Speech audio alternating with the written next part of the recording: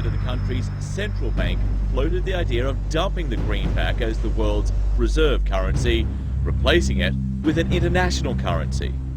Thousands of people gathered to hear Barack Obama deliver key foreign policy speech on his current European tour.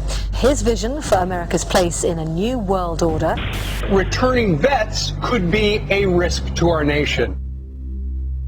We've got to give them a stake in creating the kind of world order that I think all of us would like to see. And one of the ways it will drive the change is through global governance. I think a new world order is emerging. This is a hoax and a scam which is designed to transfer wealth and power from the private sector to the government sector and from the government of the United States to a world government. And those people who have been yelling, oh, the UN's going to take over global conspiracy government. theorists. They've been crazy, but now they're right. And who got the money? Hundreds and hundreds of banks. Any bank that has access to the U.S. Federal Reserve's discount. Tell us who they are.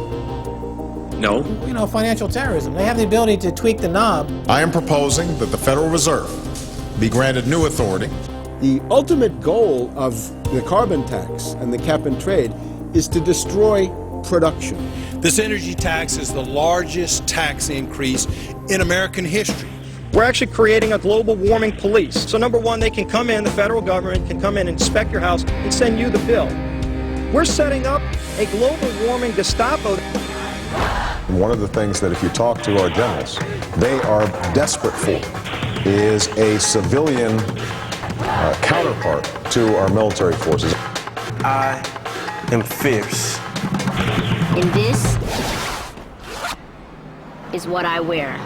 Senator Barack Obama's presidential campaign is asking Missouri law enforcement to target anyone who lies or runs a misleading television ad. I've now been in 57 states. I think one left to go. The president, when he was in Europe last week, he met with the King of Saudi Arabia. He appeared to bow. President Obama today proposed something new, something called prolonged detention. Pre-crime is where people are arrested and incarcerated to prevent crimes that they have not yet committed.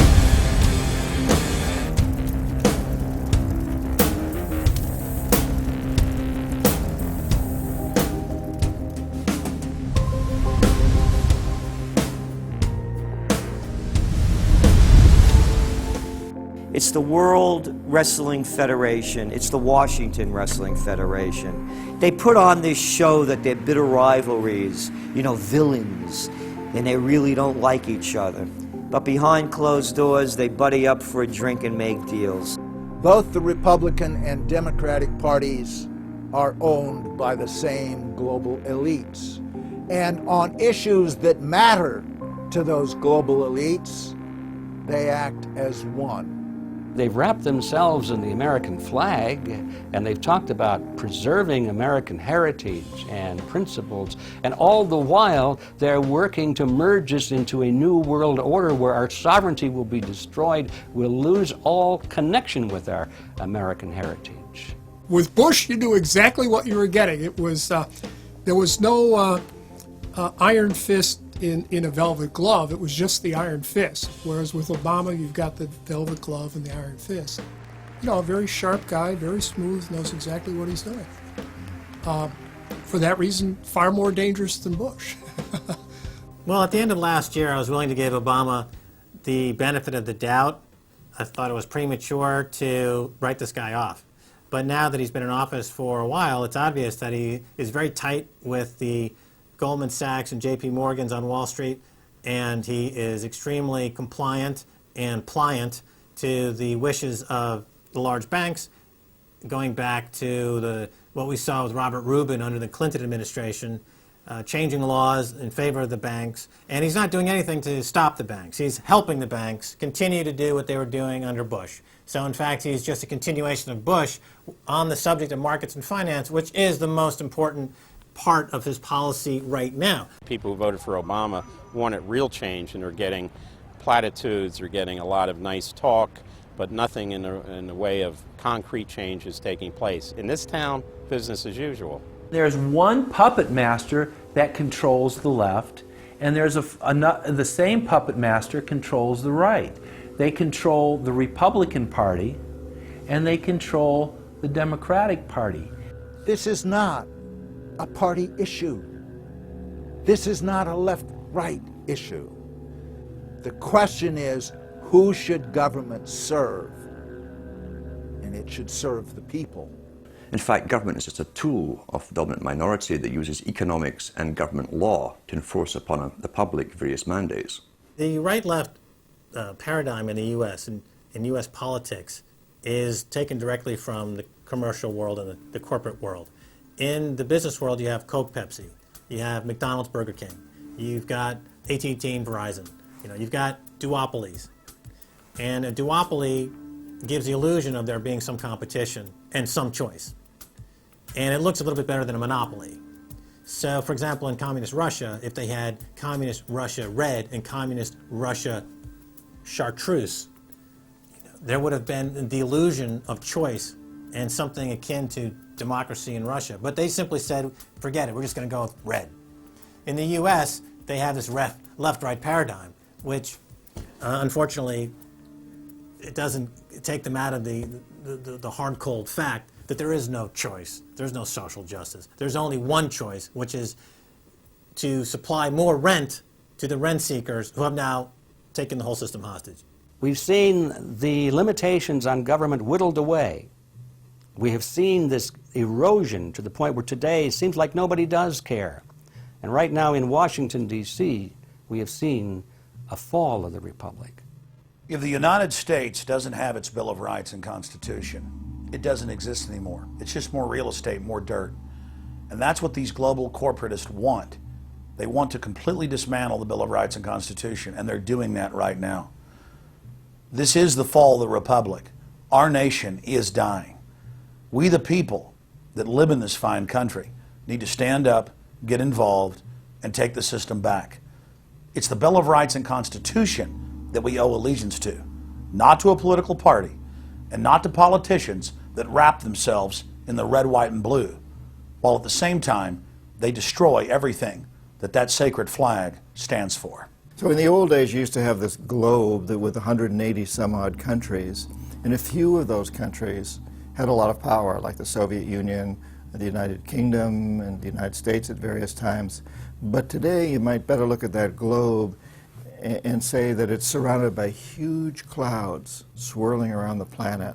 They know no national boundaries. They don't follow any specific sets of laws, and these are the big corporations. They basically control politicians around the world because they have all the money, and politicians always need money to get elected or to run their governments if they're not democratically elected politicians. They control the mainstream press, either through outright ownership or advertising budgets. They have massive amounts of lobbyists in Washington that have tremendous influence on our president and Congress. And they really are calling the shots.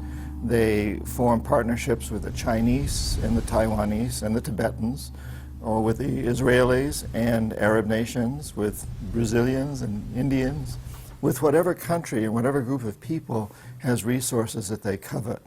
And so for the first time in history, we really have this new form of an empire. Barack Obama is a puppet of the New World Order to bring in a World Bank, to destroy the economy of this country, and to bring in global governance. And no matter how likable the fellow is, we as citizens of this country need to stand up and say no. We have to stand up to preserve a republic here and a rule of law, which is under dire threat. We don't want to live under a world government of the corporations, by the corporations, and for the corporations. I don't want to believe it, and that's probably what holds me back on it, but I'm certainly seeing enough indication that it could be true. Absolutely, because they're always talking about Mexico and the United States and Canada ending up like Europe. And there's things done politically that seem to take us in that direction. And so I think it's incumbent upon all of us as American citizens to pay attention.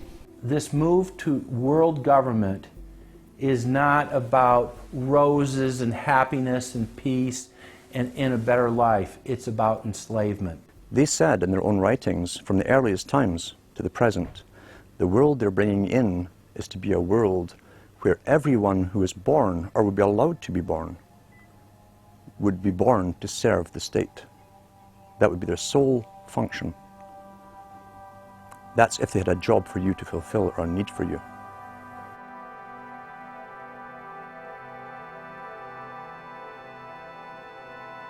July 4th, 2009. Across the United States, citizens gathered to celebrate the Republic's founding 233 years before. Most people in the crowds were aware that America was going in the wrong direction, that things were changing for the worse. But few could grasp the sheer magnitude of corruption and looting running rampant like a disease through the heart of the nation. The engine of America's greatness is not just its liberties, but the people's willingness to fight to keep them.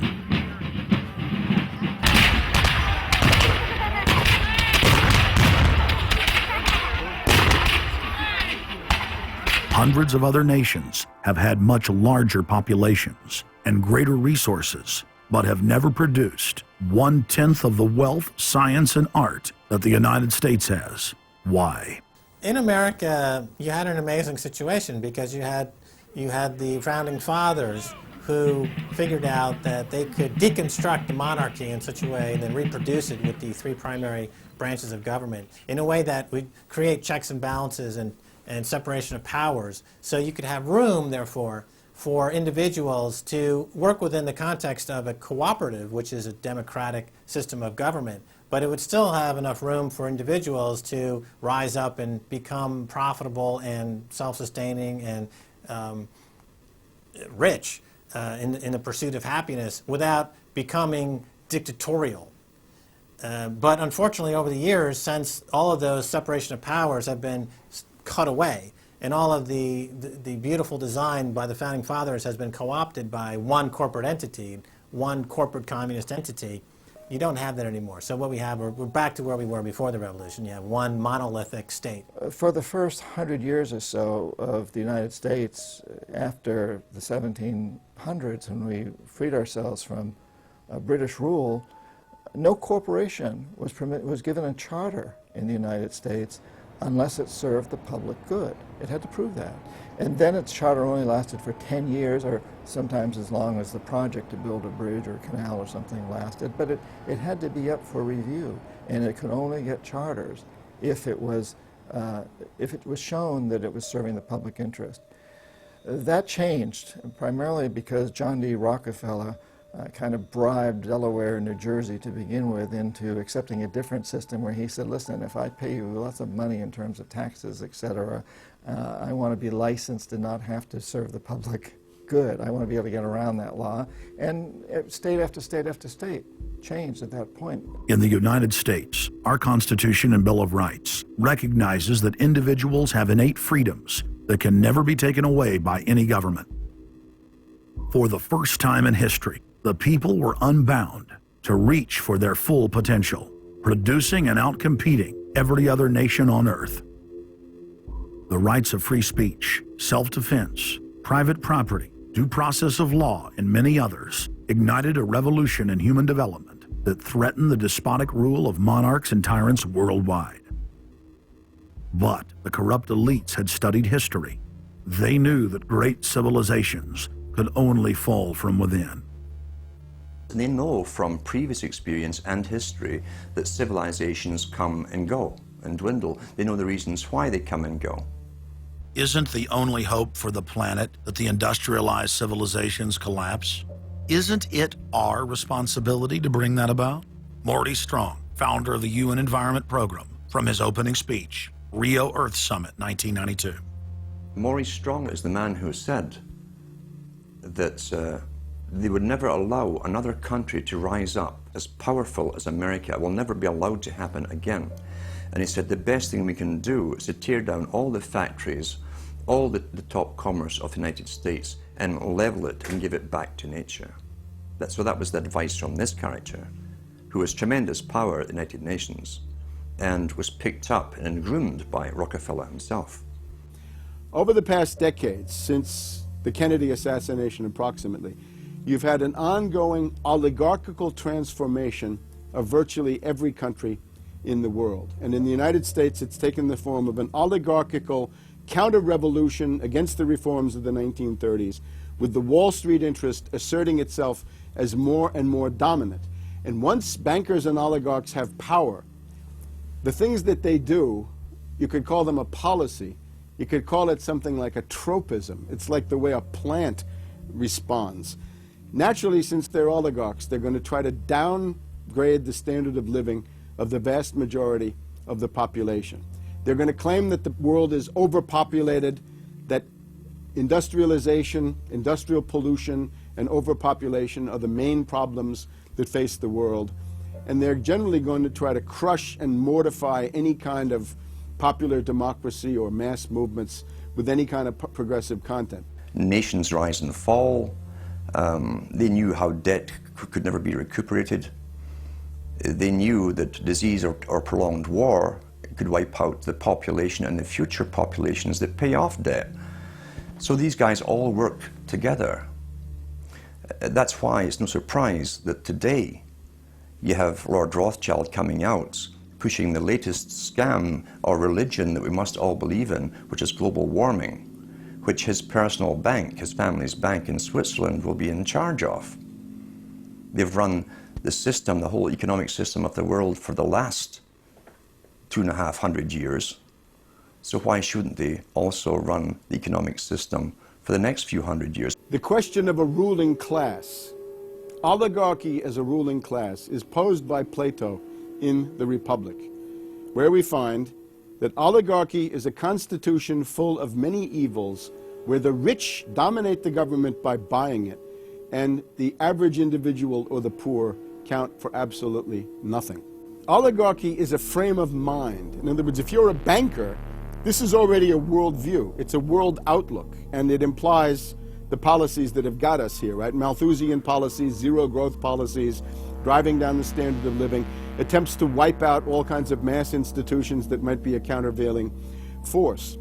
This is a scientific dictatorship, which Bertrand Russell said, and the Huxleys said, both Aldous and Julian Huxley said they would bring in the scientifically controlled society. It's not just family planning, which really means abortion and so on, it's global planning, which is literally sterilization and abortion worldwide for the ideal reduced society, and not just across the board, through genetics, through the Genome Project, through the constant IQ testing. Globalization has economically destroyed the world. You've got at least 40 to 50,000 people who die every day worldwide from starvation, malnutrition, and diseases which can be cured for pennies, such as diarrhea. And if you ask one of these Malthusian oligarchs, don't you think that something should be done to raise the standard of living in Africa or South Asia? They'll say, no, we can't do that. That would wound the planet. That would oppress Mother Earth. So that's oligarchy. Class consciousness in this sense is absolutely essential. If you think that bankers are the same as you, you're wrong. F. Scott Fitzgerald once told Hemingway, you know, the rich are different from us. And Hemingway said, yeah, they have more money. And F. Scott Fitzgerald replied, no, it's something much deeper. It's a whole different world. To be an oligarch, to be a Rockefeller or something of this sort, means that you're in a completely different world with values which are the reverse of human values. Now, if you allow the oligarchs to continue to dominate, the destruction of world civilization is a matter of a few decades at the very, very most. So, choose. To force their agenda through, the elites are employing one of their favorite tools, artificial crisis creation, also known as the Hegelian dialectic of problem-reaction-solution. You never want a serious crisis to go to waste. And what I mean by that, it's an opportunity to do things that you think you could not do before. The Earth's ruling elite are first and foremost monopoly men. The founder of the Rockefeller clan summed it up simply when he said, competition is a sin. Rockefeller himself said that competition was a sin. And people quipped at that, thinking it was one of his little jokes. He made many jokes about saving pennies and stuff like this. But in reality, he was telling you a truth, that competition to a man like him, who worked for a much larger organization, competition truly was a sin. And the cartels have been formed ever since, have become much bigger, more powerful cartels which can literally command governments, sometimes to go to war on their behalf, have occurred. The economic crash of 2008 and 2009 was an engineered crisis designed to cripple sovereign nations globally to make way for a world currency and a new bank of the world.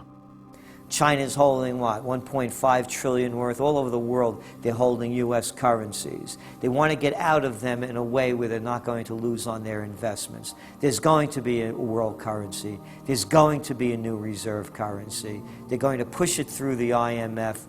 That's going to be the banksters that are going to be in charge of it. It's going to happen, and it's going to happen sooner rather than later. There was also a question to Geithner. Do you think that the U.S. dollar ought to be replaced? And he blew it. He had a moment of candor where he said, yeah, we're considering that. So on that day, the dollar went down 1% within a couple of minutes. Chinese government proposal about a global currency and about the IMF regulations, the new IMF idea about the general agreements to borrow and having a faster ability to disperse to the emerging markets. As I understand this proposal, it's a proposal designed to increase the use of the IMF's special drawing rights. We're actually quite open to that suggestion. Timothy Geithner's comment about global currency is not off the table because it's not off the table and it's going to come. The whole world is ready to bail out of bucks. They just want to do it in a way where they're not going to lose on their investments. That's all that's going on. All the people around the world, the Japanese who have $1 trillion, the Chinese who have $1 trillion, the Saudis have $1 trillion, the Europeans something similar, they're all going to dump it at the same time. The rush for the exits. And that will then create hyperinflation. When America finishes supplying the manpower and the military for standardization of the world into the one system, and they want a secular world society with a hint of greening and Gaia worship for sustainability reasons. America, as they're finishing off this agenda, they'll be pulling the rug from underneath Americans at home at the same time towards the latter stages.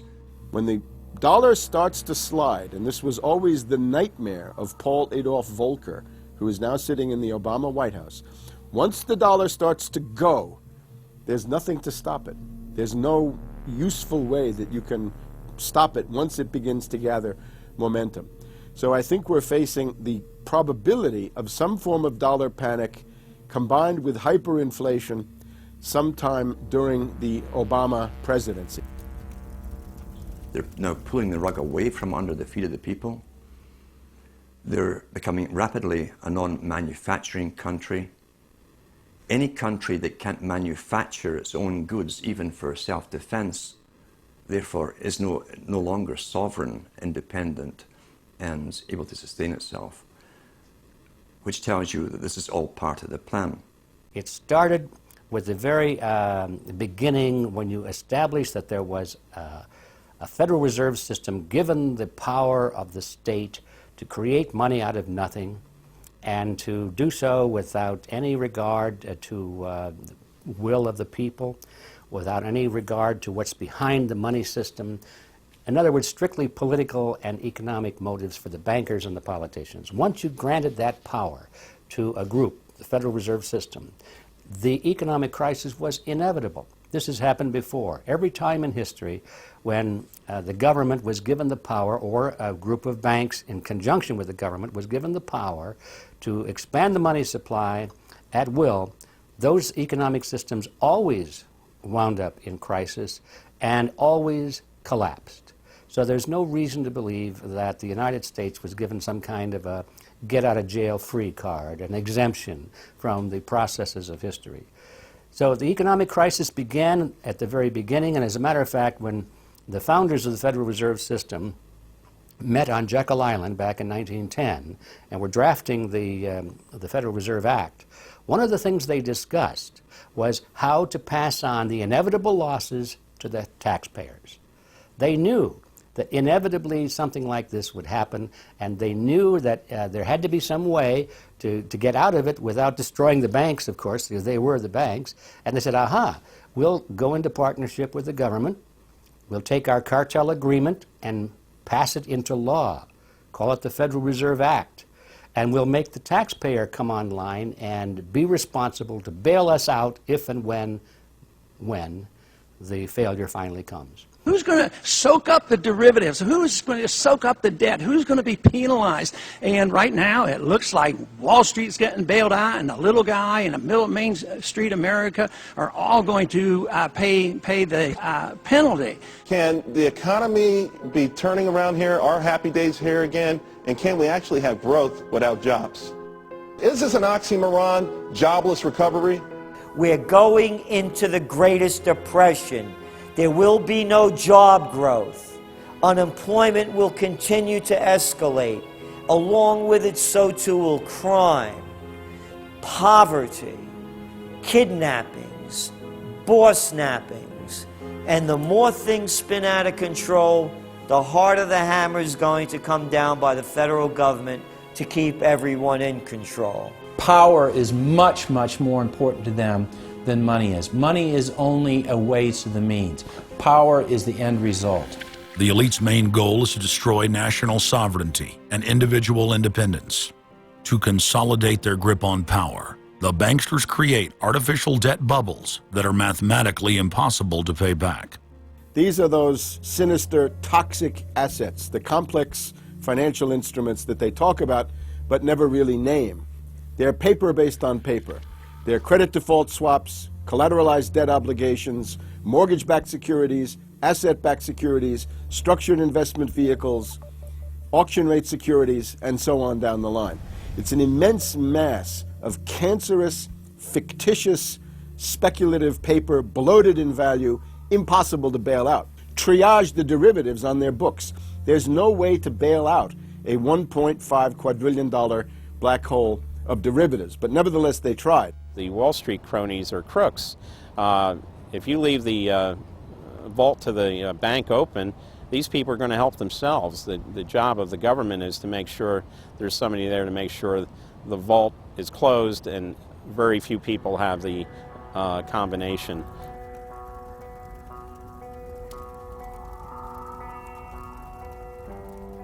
I'm William K. Black, Associate Professor of Economics and Law at the University of Missouri at Kansas City. I was a senior regulator in a number of different positions during the heart of the savings and loan crisis. On a staff level, I led the re-regulation of the savings and loan industry. The purpose of regulation and effective criminal prosecution is to make sure that cheaters don't prosper, that honest manufacturers win in competition. The primary driver of the current crisis is accounting control fraud. These are frauds led by the CEOs of the major lending institutions and major banks and institutional buyers of toxic waste product. How did it start? It started with mortgages, particularly non-prime mortgages. In September of 2004, the FBI warned that there was an epidemic of mortgage fraud, their words, and that this epidemic of mortgage fraud would cause an economic crisis at least as large as the savings and loan debacle if it wasn't stopped. The FBI found that 80% of the mortgage fraud was being induced by the lenders, not by the borrowers. You know, much of the rage has been against the borrowers, but if you want rage, it should be at the CEOs who became fabulously wealthy by following a strategy based on fraud. The Wall Street people and their friends here at the Federal Reserve and at the U.S. Treasury and down the Washington Mall here at the U.S. Capitol. That's where the damage was done, and if people want to vent their anger, they need to vent it against these people. Between the Bush-Paulson administration and the Obama, Summers, Geithner, Volcker administration, there's really a total continuity of economic and financial policy. Geithner was on board at the Fed, the New York Fed, dealing with all these institutions. He didn't get it. And then we had this fellow who came up afterwards, Mr. Friedman. He was on the Goldman Sachs board, and he didn't last too long as the Fed chairman. Why? Because he had a conflict of interest. Is it possible that there's so much conflict of interest here that all you folks don't even realize that you're helping people that you're associated with, and you should be recusing yourself for America's ethics? I behaved with the... You don't think you should have recused yourself when you asked Lehman to go in bankruptcy, you didn't put Bear Stearns in bankruptcy, and then you folded Merrill Lynch into... I mean, isn't there some point where you got to say, hey, I got a conflict of interest here? You don't feel any kind of scintilla of ethics on this thing at all? Totally. I operated very consistently within the ethic guidelines I had as Secretary of the Treasury, and when it became clear that we had some very significant issues with Goldman Sachs and with why didn't you recuse yourself with Morgan Stanley, what I did then, it would have been very wrong for me to recuse myself. What I did was I went and got a waiver from the ethics agreement, because when we had concerns... Who is in charge of the ethics agreement? What? Who's in charge of the ethics agreement that you got a waiver? We have a Office of Ethics at Treasury, and we have a White House ethics office. So you got it from the legal counsel from the White House? We got it from the Government Ethics Office. So we had Snow, we had Paulson, now we have Geithner. All these people cut from the same bowl of cloth. These are not independent Treasury secretaries. They're part of the problem, not part of any solution. And it would have been nice to see President Obama effect some change in Treasury, but of course, he went and got a Wall Street insider as his Treasury Secretary. Everything that's speculative, parasitical, cancerous, bloated from all these administrations, going back to Carter and even beyond, comes together in the Obama administration. With Volcker, with Summers, who's part of the economic crimes under Clinton, the guy who brought you derivatives and the abolition of the Glass-Steagall firewall. You could not have gotten a more perfect setup for a takeover from a previous government, the Bush regime, than the Obama regime. Now, there are some authors out there already saying that it's the same bunch, and it's true. It's the same bankers who put the same boys forward. Obama, far from helping the public and giving them something new or giving them more power and say over their own affairs, has actually sided immediately with the bankers who once again have robbed the public blind, and now they must get bailed out by your tax money. Obama does it all with left cover. He makes you think that he's somehow different from Bush, that this is somehow benevolent, that he cares about the poor. And in reality, this is the cruelest hoax and the most bogus sham. Obama is 1,000% devoted to Wall Street interests. When Wall Street says jump, Obama jumps. And again, it's about $30 to $40 for the bankers for every dollar that ever reaches an unemployed person or somebody who's on food stamps or some infrastructure building for highways. The hope with the Obama administration was that it would move us beyond this. But unfortunately, what we're seeing more and more is that Obama has brought in many of the economists who bought into the system in the past. Larry Summers is a very good example. And so many of his economists, many of the people there, you can really almost at this point relate Obama to Hoover, who did something similar in his presidency, as opposed to Franklin Roosevelt, for example, who brought in a very fresh team. So the concern here now is that Obama's falling into this trap of bringing in the same people who put us in the position that we're in today, and other people who buy into the same theories that brought us here, this mutant form of capitalism. Presumably what most politicians want to come in is say, hey, the problems of the past, They're due to the old guy. And I'm cleaning house, and I'm going to bring in a new team, and don't blame us for the things we've inherited. Can't say, you know, those policies of the past that came before were insane, because you got the guy that was one of the key architects of those policies. People need to stop having allegiance to their political party. They need to have allegiance to the Bill of Rights, the Constitution, and what has made our republic so special. The basic human rights and dignity that every citizen of this country inherently has. Not because it's some right given to us by government, but because our Bill of Rights, our Constitution, enshrines that these are inalienable rights given to us by God, that we inherently have as sentient, free, conscious beings. But instead the public cheers on the Republicans as they win, or cheers on the Democrats as they defeat the Republicans. It's an endless, staged, gladiatorial event, special interest own both parties, and they project this false left-right paradigm up as like a movie screen. And behind that, behind the throne, the establishment is able to control our society and engineer it into this high-tech police state. If you try to let the finance oligarchs who created the crisis turn around and say they're the doctors who are going to get you out of the crisis, they will dig you deeper and deeper into the bottomless abyss of world economic depression, financial collapse, and disintegration. The Democrats have really done more to destabilize the American economy and to help the big banks on Wall Street than the Republicans have done. I would imagine that the Republicans know a little bit more about finance and markets enough that when someone like Goldman Sachs asks the Congress to change laws as they did in the 90s to do away with position limits on the futures contracts, the Republicans would have said, no way, that's completely inconsistent with any notion of a fair market. But the Democrats, I have a feeling, are just not financially literate enough to say no. And I think that Goldman has very shrewdly positioned themselves with the Democrats, because the Democrats typically, like many NGOs that I've run into, they seem to have a complete inability to comprehend these issues of markets and finance and how it relates to social justice.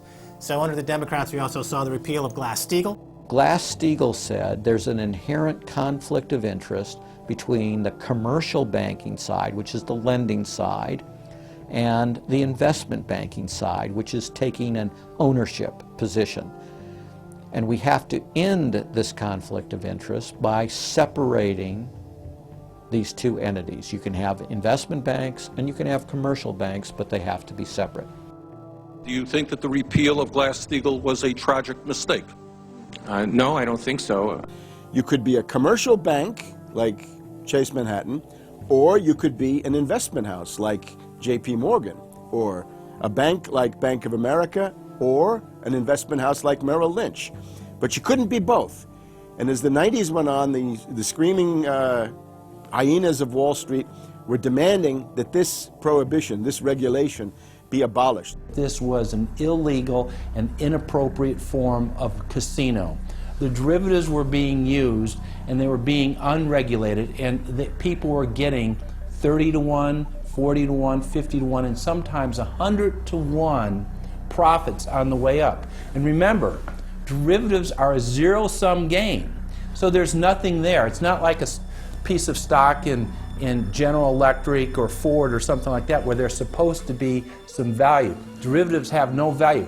But the very people, Summers and Gettner and all the people at Goldman Sachs and J.P. Morgan who created these things made not millions or billions, but trillions on the way up. And now that these things are crashing, the very same folks are now put in charge of regulating these things and in charge of the bailout, and they are giving money to the very rascals that created this problem, took the profits. The problem cannot be fixed. And this is on Obama's watch right now. You have so many different schemes and mechanisms at play. It's sort of like after there's a blackout, you know, people in some parts of the country have been known to loot the local stores. You know, they go in, they grab the televisions, and they grab the stereos. And basically that's what the Wall Street gang has done. They've just engaged in this massive looting of money from their own companies and now from the U.S. Treasury. There was a lady called Brooksley Born. She was the head of the Commodity Futures Trading Commission under Clinton. And she said, look, we have these derivatives. Why don't we at least make them reportable so we know how many there are and where they are? And she writes in a biographical account, she said, I picked up the phone and Larry Summers was screaming at me that I was interfering with the wonderful inventiveness and ingenuity of Wall Street and their ability to come up with new financial products, such as these derivatives. Brooksley Born was the chair of the Commodities Future Trading Commission, CFTC, which regulates many financial derivatives.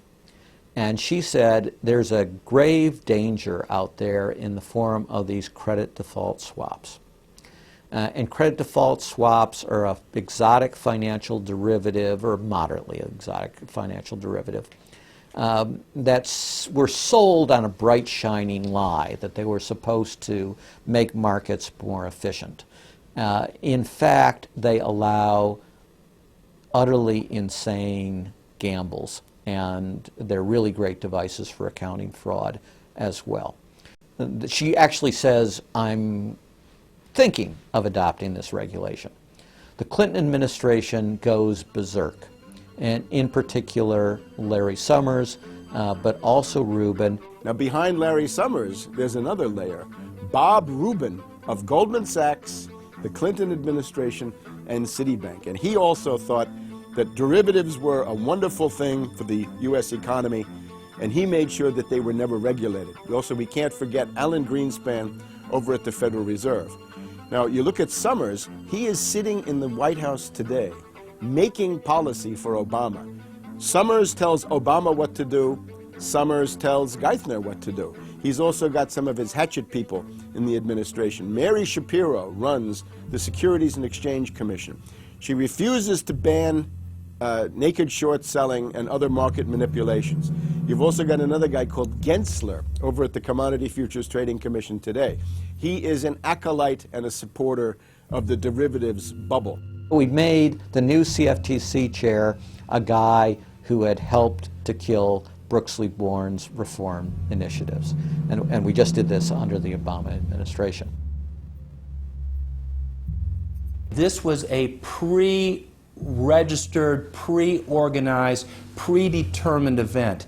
Anybody who knows that if you allow the banks to become unregulated financial institutes with tsunami-like weapons of mass destruction-like financial instruments like derivatives, to allow that to run up to levels that are 50, 100, 200 times the gross domestic product with no value. They know that they are taking the profits on going up, but they also know that the end result is the destruction and gutting of this economy.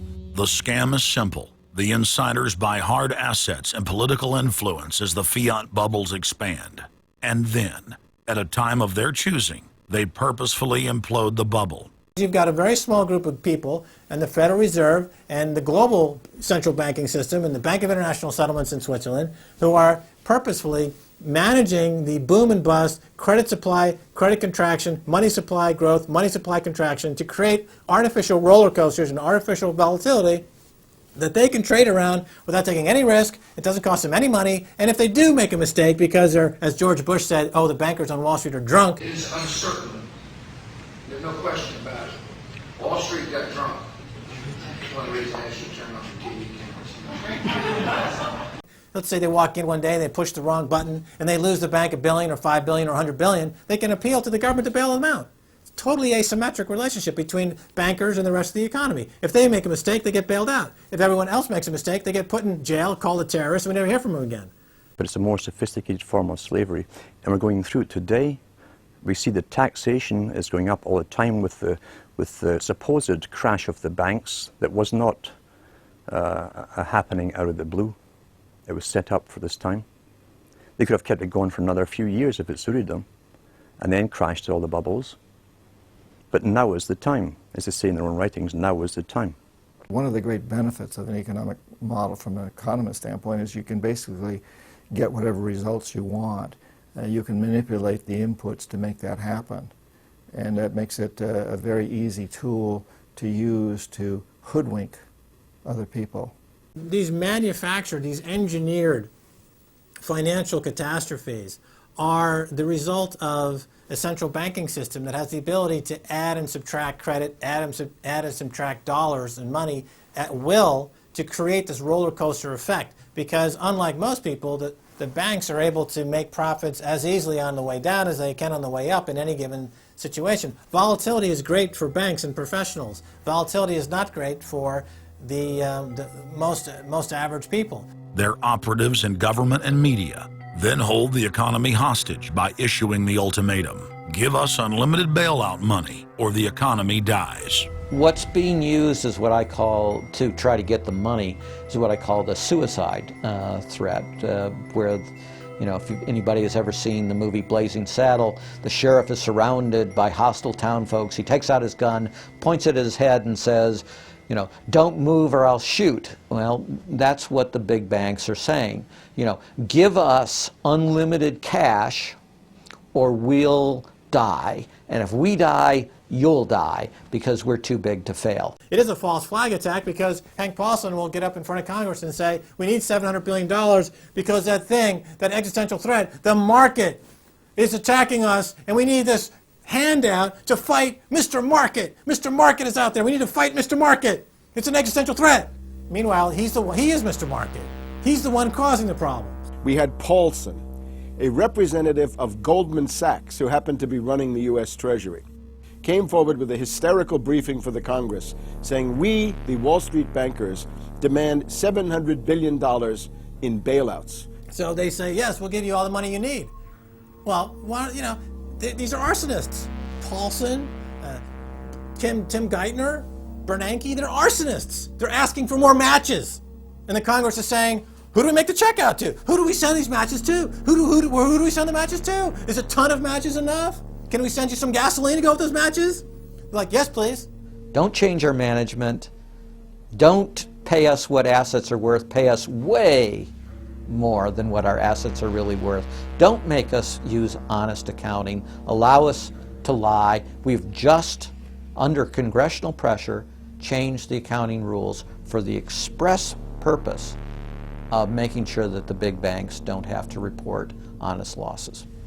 The only way they can pass this bill is by creating and sustaining a panic atmosphere. That atmosphere is not justified. Many of us were told in private conversations that if we voted against this bill on Monday, that the sky would fall, the market would drop 2,000 or 3,000 points the first day, another couple thousand the second day, and a few members were even told that there would be martial law in America if we voted no. That's what I call fear-mongering. We have, you know, people in the government threatening martial law or things to get their way in the executive branch against Congress. You know, if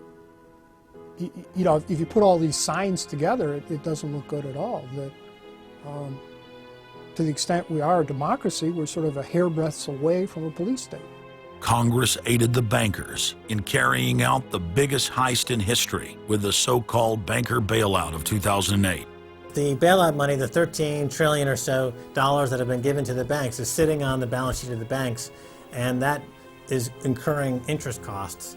And that's going to precipitate the need to flush the system with more cash. And at some point, the dam will break, and you're going to have very high inflation. Some predict hyperinflation. You cannot print phantom money out of thin air, backed by nothing, and producing practically nothing without destroying the world economy. So unless we cut out the toxic funds, the toxic elements of this economy, every time we put in money on this bailout, it's just feeding the fire. It's not making things better. What should have happened is that those banks and investment banks should have been seized. They should have been seized by the Federal Deposit Insurance Corporation. Those are zombie banks. The Chase Manhattan, J.P. Morgan Chase, Bank of America, Citibank, Wells Fargo, Wachovia, so on down the line, to AIG in the insurance realm. These are zombie institutions, insolvent, bankrupt. The only thing to do with them is to seize them, put them through Chapter 11 bankruptcy. That'll probably turn into Chapter 7 bankruptcy, liquidation. And above all, triage the derivatives on their books. There's no way to bail out a $1.5 quadrillion black hole of derivatives, but nevertheless they tried. They will, of course, try to regain some of this money back, but their debts, unlike any other period in history, are now a quantum size bigger than the entire global GDP by a factor of 50 to 100. It's almost infinite amount of debt. If you really look at the numbers, because of the massive, massive debt, and right now, total debt in this country is about 375% of the gross domestic product. And that's not including derivatives. If you put the derivatives in, it's probably 20 to 30 times gross domestic product. It's beyond what anybody has ever even considered. While they were looting North America into the ground, the international banking syndicate was simultaneously executing the same scam in over 100 other nations. So who got the money? To financial institutions in Europe and other countries. Which ones? I don't know.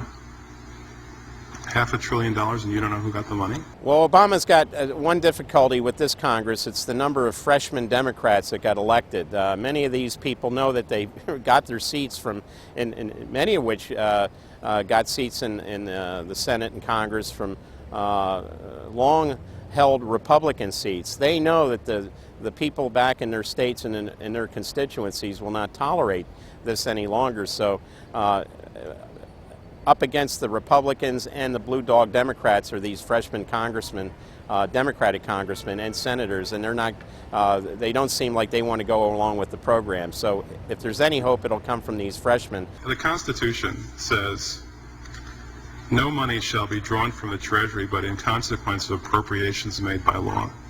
This money is not drawn from the Treasury. Well, let's talk about that. Do you think it's consistent with the spirit of that provision of the Constitution for a group like the FMOC to hand out $500 billion to foreigners without any action by this Congress? Congress approved it in the Federal Reserve Act. When was that? Quite a long time ago. I don't know the exact date. 100 years ago? The original act is 1914, I believe. I don't know whether this provision was in 1914 or not, but the Federal Reserve Act was in 1913. All right, and at that time, the entire gross national product of this country was well under $500 billion, wasn't it?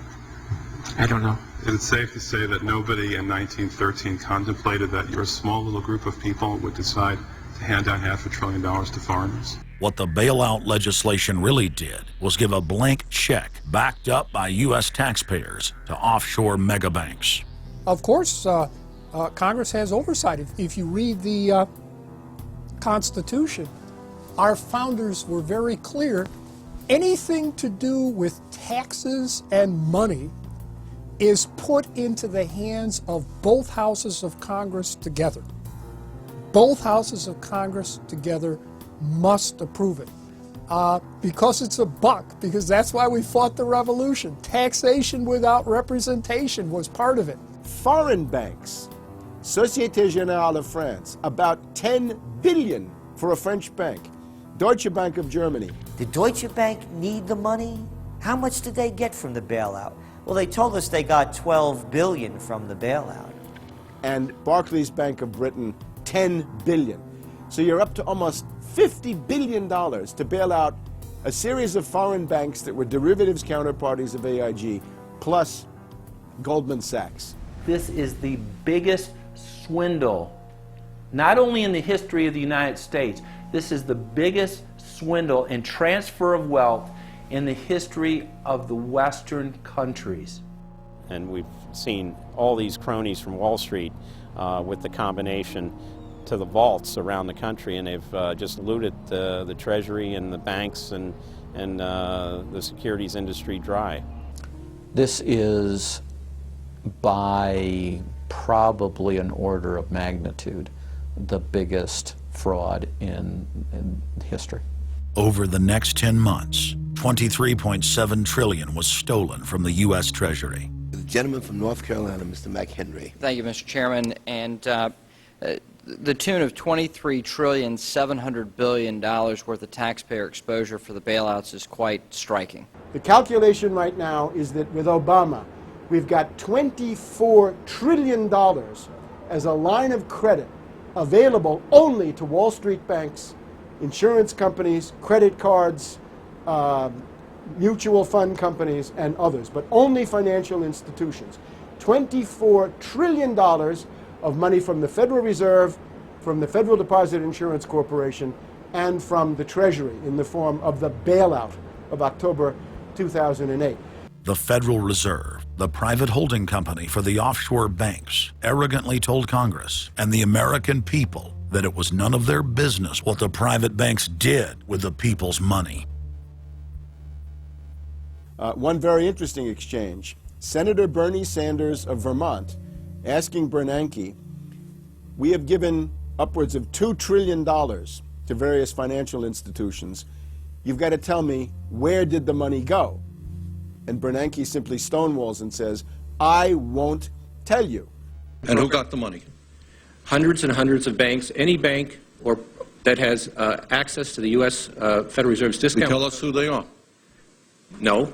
Do you have to be a large, greedy, reckless financial institution to apply for these monies? There is no subsidy. There is no capital involved. There is no gift involved. It is a collateralized, short-term liquid loan that is both over-collateralized and is recourse to the company itself. We have never lost a penny doing it.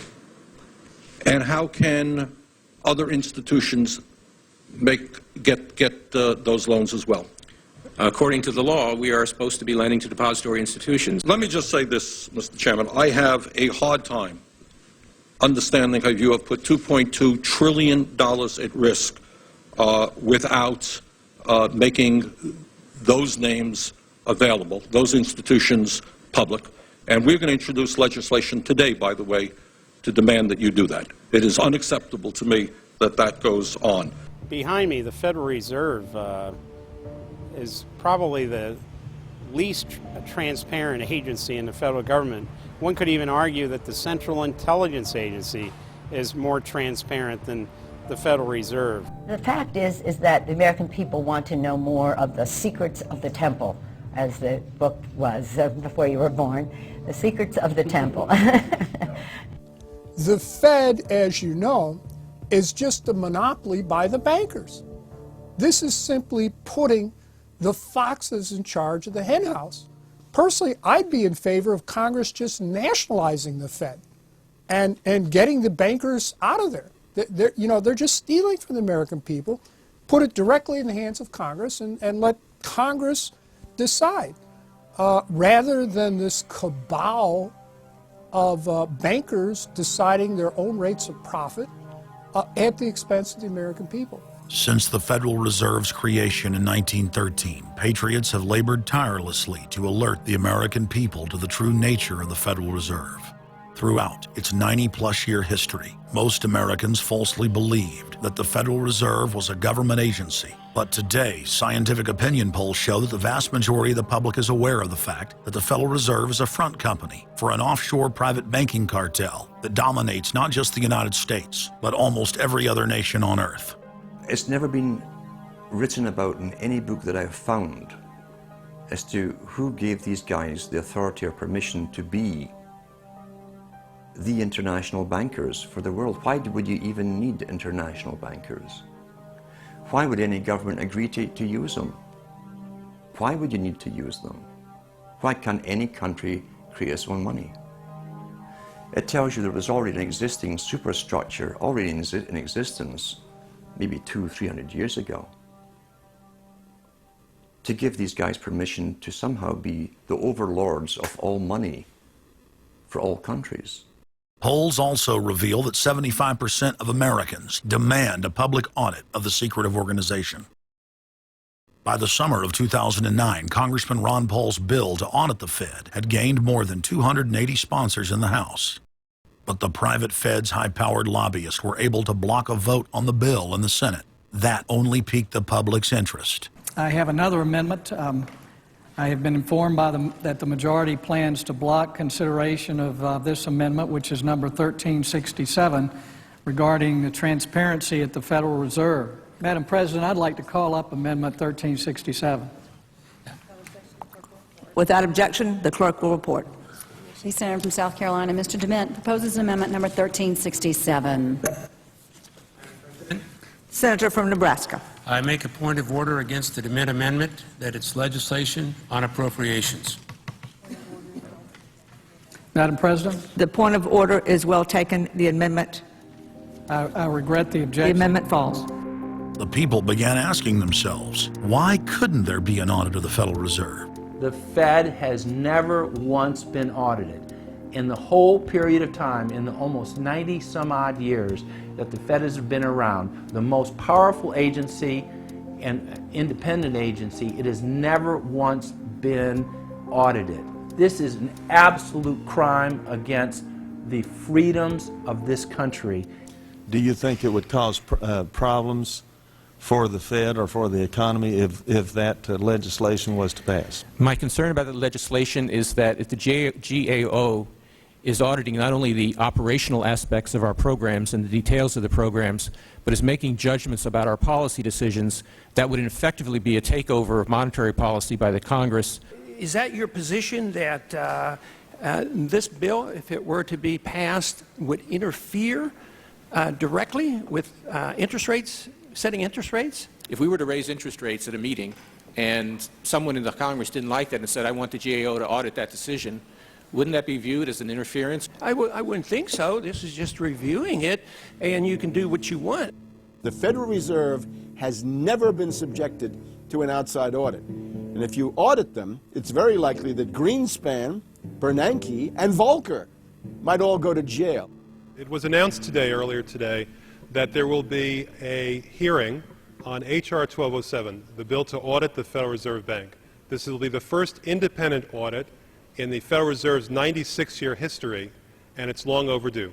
Months ago, I asked the Vice Chairman of the Federal Reserve who received the $1 trillion in funds that the Federal Reserve has handed out to domestic institutions. He said, I'm not going to tell you. And then more recently, the Chairman of the Federal Reserve, I asked him who receives the $500 billion, we're talking about $500 billion, that the Federal Reserve handed over to foreign central banks. Who did they disseminate that money to? And he said, I don't know. $500 billion, and he doesn't know. It's long overdue. We need to audit the Federal Reserve, and I'm happy to say that we're going to have a hearing on that very soon. The only way, really, America can get out of the current mess is you've got to shut the Fed down completely, get rid of the Fed. You've got to put the money printing mechanism back under the roof of the federal government instead of outsourcing it to the Fed. Why were the bank's front men, Alan Greenspan and Ben Bernanke, all over the news saying that they were above the law? What is the proper relationship, what should be the proper relationship between a chairman of the Fed and a president of the United States? There is no other agency of government which can overrule actions that we take. What the relationships are don't frankly matter. A grassroots movement demanding that the private Federal Reserve be nationalized exploded in size across the country. The momentum had shifted. Now the arrogant central bankers were the ones running scared. They had planned to use their stage crisis to bring in an all-powerful central bank of the world. Immediately, every country goes into action at the same time. The International Monetary Fund is mentioned at the G20 meeting. They say that it must be brought to its full power, and we need a Bretton Woods Part 2 for world taxation. What is global government? For decades, the media denied it existed. But now they're saying, oh yes, there's going to be a global government, a new bank of the world, and we're going to pay our carbon taxes to it. What is it? It's nothing more than a private, hostile, corporate takeover of every sovereign nation on earth. And then when you look at the philosophy of these global corporate chieftains, it is one of domination of the poor, domination of the population. It is a view that human life just isn't cheap. No, human life is a negative. And so no matter what they do, they have the rationale that it's in the greater interest to get rid of more human lives. They are so arrogant and they're so sure of themselves, they're saying, yes, we created the European Union, we created the Euro, and these are from the people of the Bilderberg. We are going to create a world bank. We're going to create a world government. They're saying it out loud and clearly. Suddenly, across the planet, their regional front banks had been identified by sovereign populations as the illegitimate shadow governments that they are. The controllers had moved too quickly and revealed their hand. Populations around the globe were seeing through the establishment's facade, past the puppet governments, and to the global architects that were pulling their strings. Where are the American people? Why have they lost their dignity? What is stopping them from speaking out? Why have they become little mice that follow Pied Pipers? How can they look up to these pathetic politicians? Go sit down. I have a question for this young man. He has the right to be represented. I'm his father, and I want to talk to you face to face. Why not a lobbyist with all kind of money to stuff in your pocket so that you can cheat the citizens of this country? So I'll leave, and you can do whatever the hell you please to do. One day God's gonna stand before you, and he's gonna judge you and the rest of your damn cronies up on the hill. And then you will get your just desserts. As the public begins to awaken to the fact that Barack Obama has cold-bloodedly betrayed the pledges he made to the American people, the establishment media and Democratic leaders have invoked the tactic of divide and conquer. I think they're astroturf. You be the judge of carrying swastikas and symbols like that to a town meeting on health care. An overwhelming portion of the intensely demonstrated animosity toward President Barack Obama is based on the fact that he is a black man. Desperate to ram their agenda through, they have played the race and class cards. You start to wonder whether, in fact, the word socialist is becoming a code word, whether or not socialist is becoming the new N-word. When I heard people going after the First Lady and the number of staff people they have, it sounds racist to me. It is essential that the establishment play the population off against each other, along the lines of Republican, Democrat, liberal, conservative, black and white. As long as the people are fighting with each other, they can never get together and remove the corporate dictatorship that has criminally seized power through the national security state. Just as George W. Bush betrayed his foolish followers, so must Obama, because his only allegiance is to his offshore masters. President Obama today nominated Ben Bernanke for a second four-year term as Federal Reserve Chairman. The president called his actions on the global financial crisis bold and out of the box. As an expert on the causes of the Great Depression, I'm sure Ben never imagined that he would be part of a team responsible for preventing another. But because of his background, his temperament, his courage, and his creativity, that's exactly what he has helped to achieve. And that is why I am reappointing him to another term as chairman of the Federal Reserve. So Obama has made it quite clear by his actions, never mind his words, his actions, as to who owns him, who he works for, and who he serves. And it's not the American people. It is so obvious to anyone paying attention that the President of the United States is not the real person in control. Whether it is Gerald Ford or Jimmy Carter or Ronald Reagan or Clinton or Bush or Bush, Obama is no different. And to think that he is an independent figure is just crazy. And as Franklin Delano Roosevelt said, presidents are selected, they are not elected. Obama pledged that he would end NAFTA and GATT, and has since fought to expand both of them. Obama promised that he would have the most transparent administration ever, and he is already more secretive than Bush and Cheney ever were, even making it a secret who visits the White House. I can make a firm pledge. If your family earns less than $250,000 a year, if you make less than $250,000 a year, if you are a family making less than $250,000 a year, you will not see your taxes increased a single dime. You will not see your taxes go up. You will not see your taxes increase one single dime. Not your capital gains tax, not your payroll tax, not your income tax, no taxes. Not your income tax, not your payroll tax, not your capital gains taxes, not any of your taxes. Not your payroll tax, not your capital gains tax, not your income tax, no tax. Your taxes will not go up, because the last thing you need is higher taxes when we're in a recession like this, and you won't get one under an Obama administration.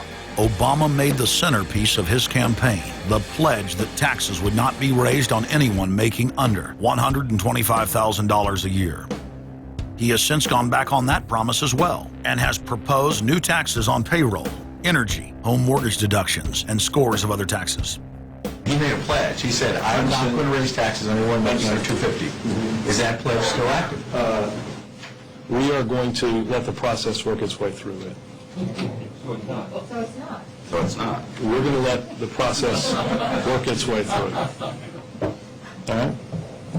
The Senate is looking especially at this issue of capping the deductions for health care that employers and employees now get. That would be an tax increase for many families earning under $250,000, but the president said he was open to it, so that means that the tax pledge he made back in September is no longer operative?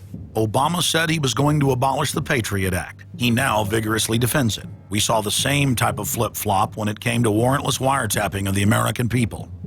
Look what Obama's done with wiretapping, surveillance. He's brought it to heights even beyond what George Bush, the disgusting levels that he brought it to.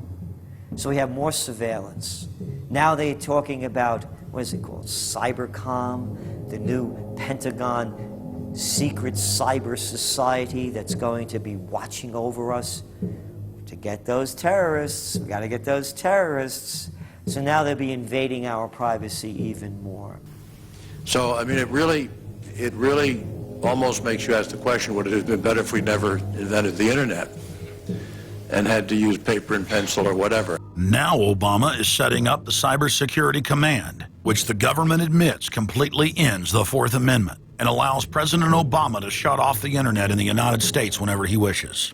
Indeed, in today's world, acts of terror could come not only from a few extremists in suicide vests, but from a few keystrokes on the computer, a weapon of mass disruption. As part of the new single national security staff announced this week, I'm creating a new office here at the White House that will be led by the cybersecurity coordinator. This new control grid is administered by the Pentagon. They just want to keep tabs on us. So we're turning into a surveillance, wiretapped government state. The government is taking more and more control over our lives. I can stand here today as President of the United States and say without exception or equivocation that we do not torture. Obama made a show of investigating torture, but has ignored the Army's own detailed investigative reports, which name the torturers that the White House memos document were following the directives of Bush and Cheney, the men who are most guilty for issuing the infamous orders. Some low-level soldiers have been prosecuted for their role at Abu Ghraib, but no senior officer has been held accountable in any of these cases to date. Heidi? I know that these debates lead directly, in some cases, to a call for fuller accounting, perhaps through an independent commission. Now, I've opposed the creation of such a commission. Next, Obama expanded Bush's doctrine of indefinite detention of foreigners without trial to holding citizens without evidence indefinitely, without ever even committing a crime. President Obama today proposed something new, something called prolonged detention, Pre-crime is where people are arrested and incarcerated to prevent crimes that they have not yet committed. Barack H. Obama, who ran as an anti-war candidate, has continued the war in Iraq, massively expanded the war in Afghanistan, and unleashed a new conflict in Pakistan. Now Obama is promoting the biggest defense budget in history, dwarfing George Bush's war machine. What George Bush has been trying to do as part of his effort to accumulate more power in the presidency is he's been saying, well, I can basically change what Congress passed by attaching a letter saying, I don't agree with this part or I don't agree with that part. I'm going to choose to interpret it this way or that way. That's not part of his power. But this is part of the whole theory of George Bush, that he can make laws as he's going along. I disagree with that. I taught the Constitution for 10 years. I believe in the Constitution, and I will obey the Constitution of the United States. We're not going to use signing statements as a way of doing an end run around Congress. All right? Obama guaranteed that once president, he would stop the unconstitutional practice of issuing signing statements, through which the executive branch illegally usurps the legislative power of Congress. Congressman Kucinich, when he introduced his 60 articles of impeachment against Bush Jr., I think one was the signing statements. The form of the resolution is as follows. A resolution, articles of impeachment of George Bush, President of the United States. Resolved, that President George W. Bush be impeached for high crimes and misdemeanors. Article 26, announcing the intent to violate laws with signing statements, and in violation of his constitutional duty under Article 2, Section 3 of the Constitution, to take care that the laws be faithfully executed, has used signing statements to claim the right to violate acts of Congress even before he signs those acts into law.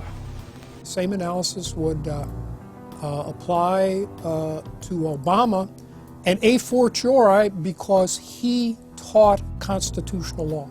He knows better. He's a lawyer licensed to practice law, who, as I am, who took an oath when he was licensed to uphold the Constitution and laws of the United States of America. With his signature on the spending bill also came Obama's first signing statement, a presidential declaration freeing him from following some of the bill's contents. I believe in the Constitution, and I will obey the Constitution of the United States. We're not going to use signing statements as a way of doing an end run around Congress. All right? He also promised that he would call on Congress to take at least 5 days to read new legislation before it was voted on. When there's a bill that ends up on my desk as president, you, the public, will have 5 days to look online and find out what's in it before I sign it, so that you know what your government's doing. But from his first day in power, he has aggressively pressured Congress to quickly pass bills before lawmakers and the public even have a chance to see them. Will state his parliamentary inquiry. Speaker, in order to try to figure out what we're doing, how much damage to the country, I tried to get a copy of the bill. We have out here on the table 2454 that has 1,090 pages in it, but I've understood since debate in here that there's another 300 pages that were added in the middle of the night. My inquiry is, how do I get a copy of the other 300 pages that people on here on the floor hadn't had a chance to read or see? Where do we get that before we cram this down on the American people? Is there somewhere physically in the House of Representatives a copy of what we're voting on?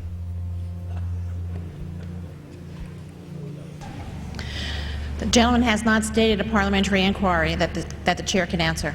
Mr. Speaker, I have to say that I am outraged. Here we are getting ready to vote on a piece of legislation, and we haven't even seen 300 pieces of this legislation. No one can even find the bill or even knows where it's at.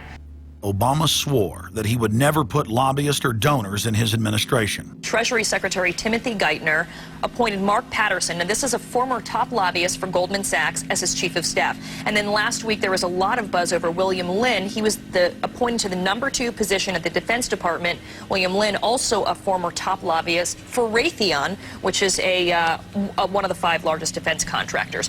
He has now broken all previous records by cramming his administration full of contributors and lobbyists who openly write legislation being proposed by the White House. There's a good reason Obama doesn't want to give the people or Congress any time to read the bills. I'm still needing a copy of the other 300 mysterious pages that we don't get to see here. Shortly after the 2008 election, Vice President Joe Biden confided to top supporters that it was essential that their program be implemented at lightning speed. Because their agenda was so unpopular, they knew Obama would lose support quickly. Obama's handlers were in a race to pass a raft of legislation before the people discovered that Obama was just a slicker, updated version of previous puppets. Obama is the New World Order's closer. It's his job to repackage and solidify the tyrannical policies of George W. Bush as progressive and trendy. So part of my job, I think, as president, is to make government cool again. Chris Hedges, author of Empire of Illusion, explained it succinctly.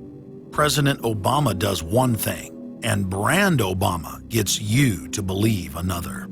This is the essence of successful advertising. You buy or do what the advertiser wants because of how they make you feel. Through Obama, the global establishment are now putting their entire program into high gear. Obama is attempting to dismantle the Second Amendment with more than a dozen victim disarmament bills now in Congress. The key is going to be, I think, for us to come together and say people do have an individual right, and there's nothing wrong with common sense gun laws. Hate crime and cyberbullying bills in the House and Senate would effectively criminalize free speech protected under the First Amendment. It is absolutely true that NAFTA was a mistake. A senior member of the Obama campaign called the Canadian government within the last month to say that when Senator Obama talks about opting out of the free trade deal, the Canadian government shouldn't worry. The operative said it's just campaign rhetoric and don't take it seriously. Campaign officials called the U.S. ambassador to Canada and say, don't worry, it's just campaign rhetoric about NAFTA. The Canadian government put out a statement indicating that this was just not true. So I don't know who the sources. It wasn't true. Amid all of the denials, sources at the highest level of the Canadian government who first confirmed that a call was made, late this afternoon reconfirmed that a call was made. President Obama is promoting the creation of a North American Union and is attempting to expand NAFTA and GATT. President Obama is pushing nation-ending blanket amnesty for more than 20 million foreign aliens living illegally inside the United States. He's also overseeing the hijacking of health care by the federal government, which will nationalize more than 20% of the U.S. economy. And you want us to believe that a government that can't even run a cash for clunkers program is going to run 1/7 of our U.S. economy. No, sir. No. Obama is continuing the transfer of national sovereignty to unelected international bodies like the United Nations and World Trade Organization.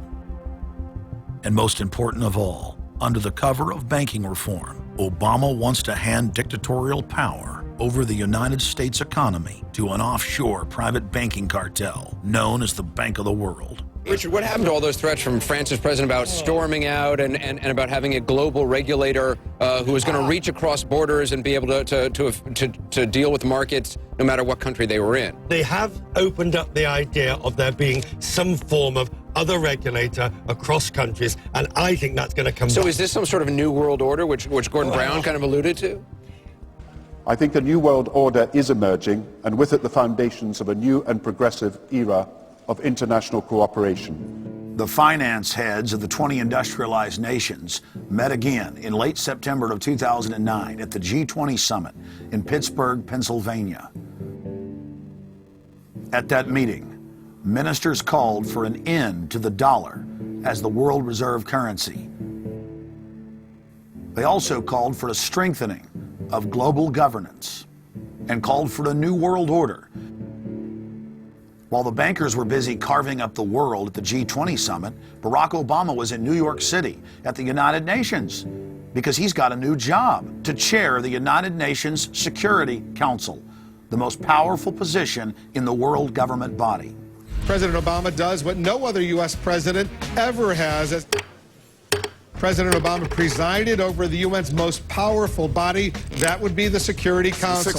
6,191st meeting of the Security Council. For a couple of hours, you could say Mr. Obama was president of the world. It is the story of a world that understands that no difference or division is worth destroying all that we have built. In my own country, it has brought Democrats and Republican leaders together. Leaders like George Shultz, Bill Perry, Henry Kissinger, and Sam Nunn, who are with us here today. Barack Obama is the first president to hold two posts simultaneously. And there's a good reason for that.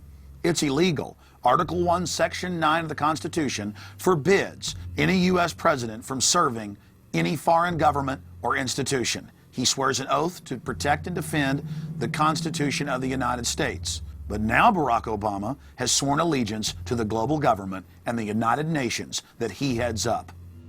Let that sink in real good. Barack Obama now heads the United Nations Security Council. You cannot serve two masters, and Obama isn't. He's selling out the last vestiges of sovereignty that this country had. This, ladies and gentlemen, is the destruction of our nation, and it's also high treason. Obama's lies are obvious and out in the open. He hides in plain sight. And from the moment he took office, his lies have only increased, despite the fact that his ratings have dramatically dropped since Election Day. From the mid-80s to the low 40s, a large portion of Americans still gullibly hang on his every word. It is bringing entertainment to thousands of people. Through its magic, we are able to enjoy a combination of the radio, motion pictures, and the stage, right in the comfort of our own homes, simply by pushing a button and turning a dial. These cells with their electrical charges are scanned by a stream of electrons, completing 30 pictures a second. Compare that crude picture with these of today, and you can judge for yourself how far along the road to perfection television has traveled.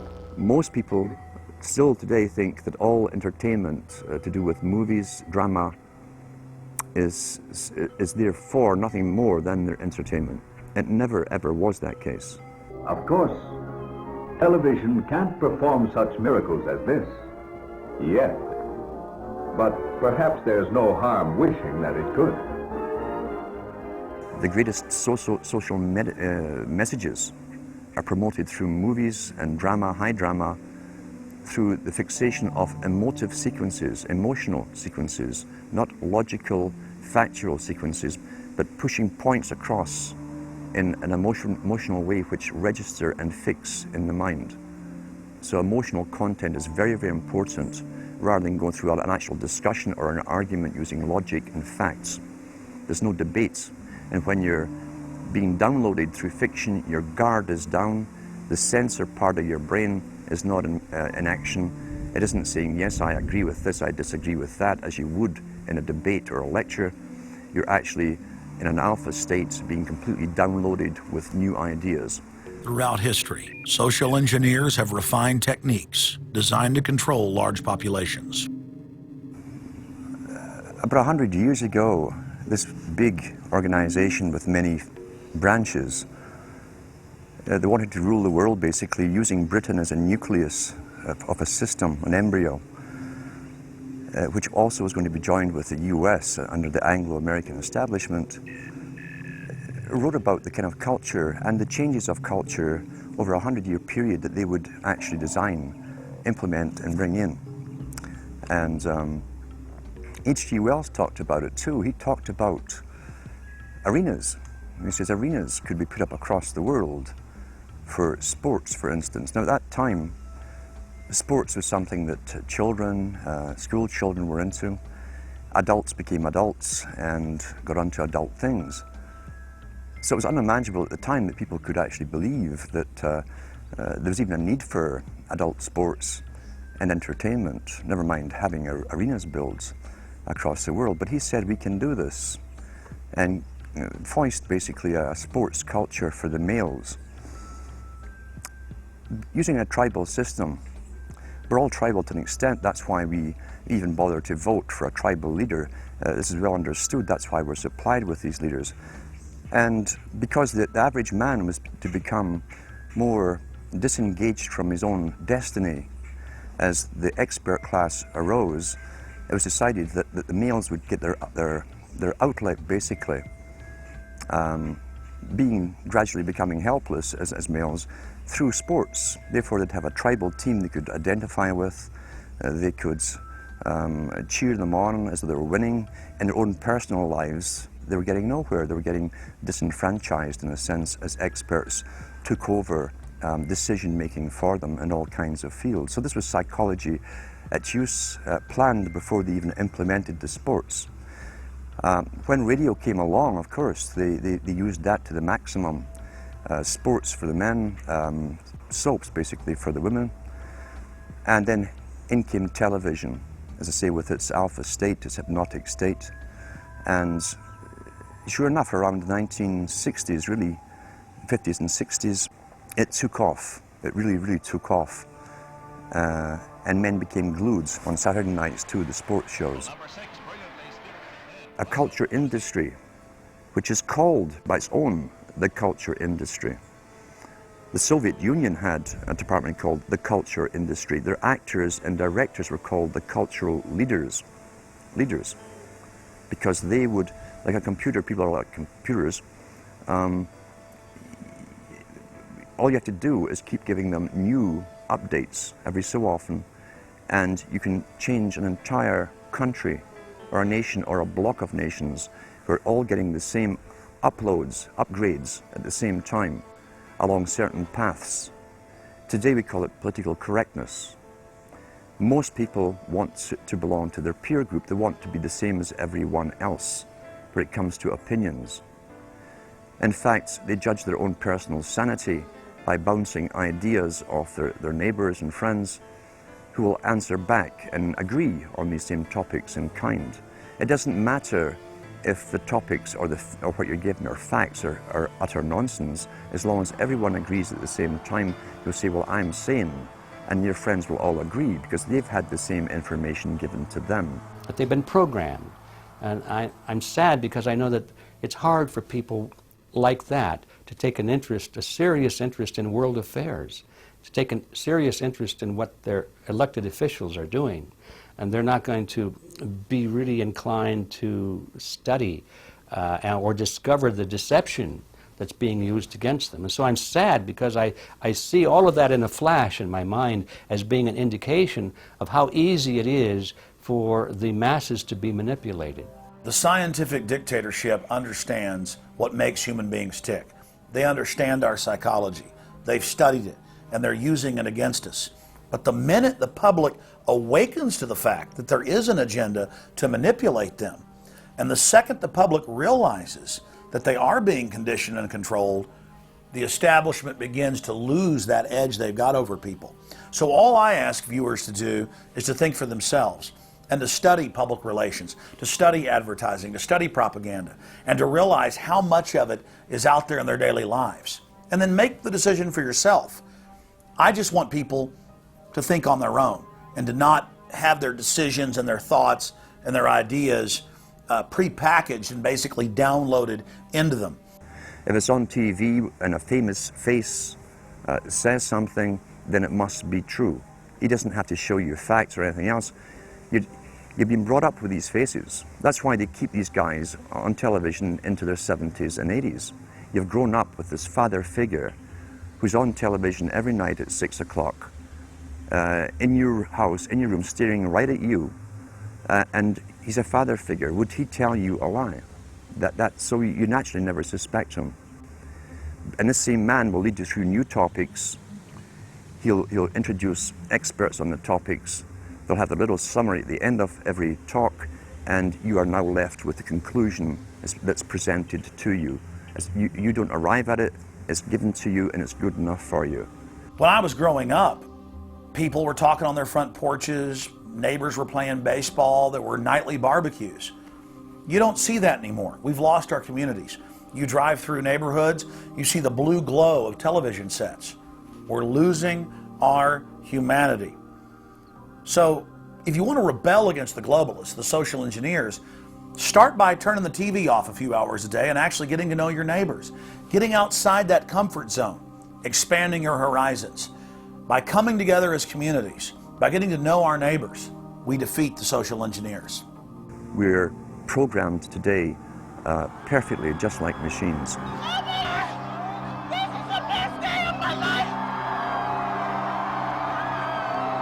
We tie this in with the Brzezinski.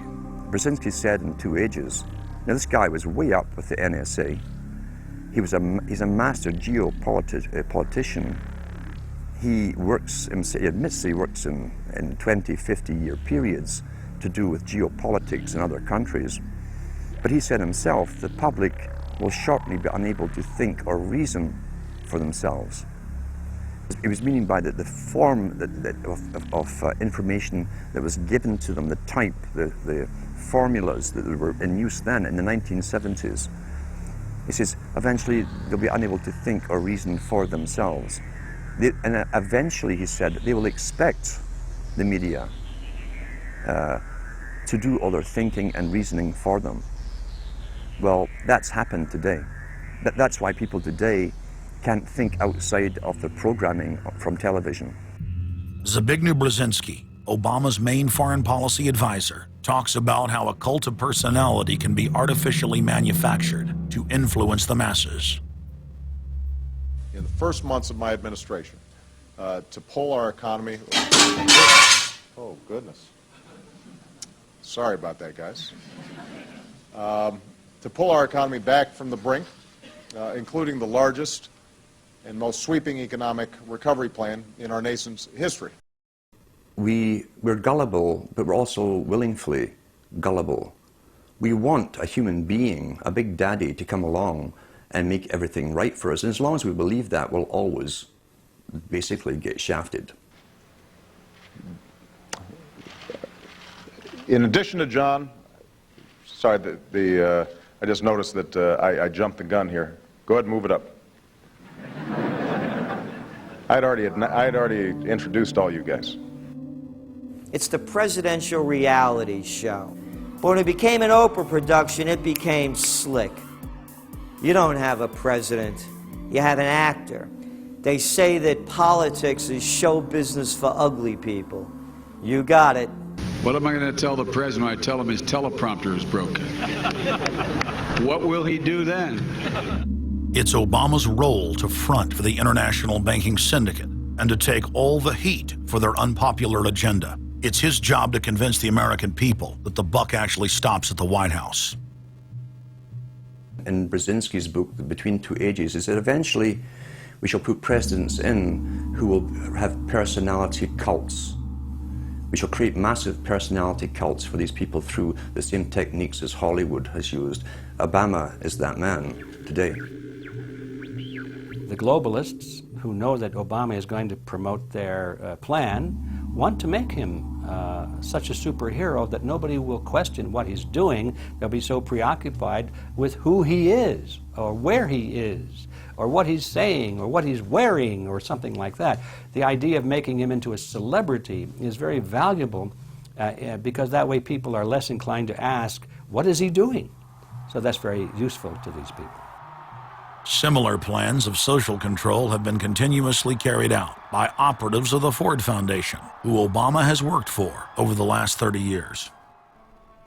Many of the strategies used to control populations were originally developed by Edward Bernays, who coined the phrase public relations. Bernays said that if you manufacture an authoritative figure who repeats the same messages over and over, that this will appeal to the masses' subconscious desires. Yes, we can. The unwashed masses will helplessly follow the leader and go along with any message they spout. Yes, we can. Yes, we can. We shall overcome. Yes, we can. we will respond with that timeless creed that sums up the spirit of a people. Yes, we can. Thank you. Today, these exact techniques are being used with devastating effect against the general population. Obama is the latest version of 21st century mass mind control. The psych warfare engineers are counting on Obama to finish the plan they began decades ago. Beyond their plans to devastate the economy for global consolidation, a new international framework of draconian law is being constructed to establish a system of neo-feudalistic serfdom. Remember, it was Bill Clinton who gave us NAFTA. And it was Al Gore, the hero of the environmental movement, who was the hatchet man for the Clinton administration to cram NAFTA down the throats of a reluctant Congress. Now, this is a good deal for our country, Larry, and let me explain why. Al Gore, who carried the ball for NAFTA and GATT, is now one of the top standard bearers for the elite's agenda. I didn't interrupt you. Okay, now, guys. Now maybe it just... Is this... NAFTA. Why? Huge numbers of manufacturing jobs left Canada, came into the United States because of a 15% wage differential. We pay our workers less in Canada. Now, when you've got a 7-to-1 wage differential between the United States and Mexico, you will hear the giant sucking sound. No, there's a political lesson, there's a business lesson. Sorry. He serves as the front man for the carbon tax cap and trade scheme, which will not only increase taxes on every American, but will also transfer our national sovereignty and rights to a tyrannical world government, all in the name of saving the earth.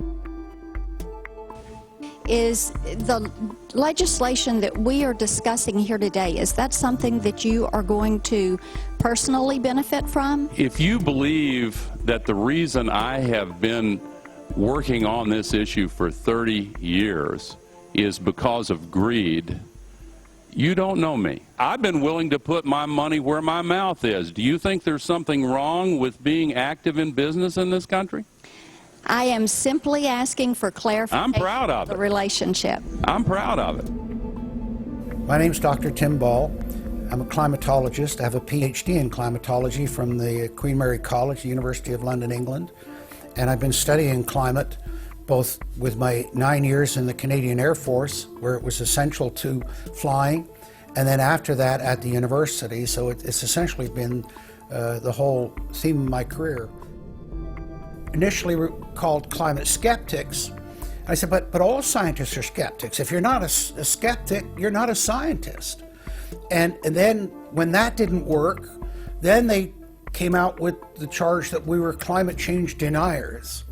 And I remember when I was first called a denier, and it was in the Times of London and England, and of course the word denier was clearly deliberately chosen because of the Holocaust connotations of that term.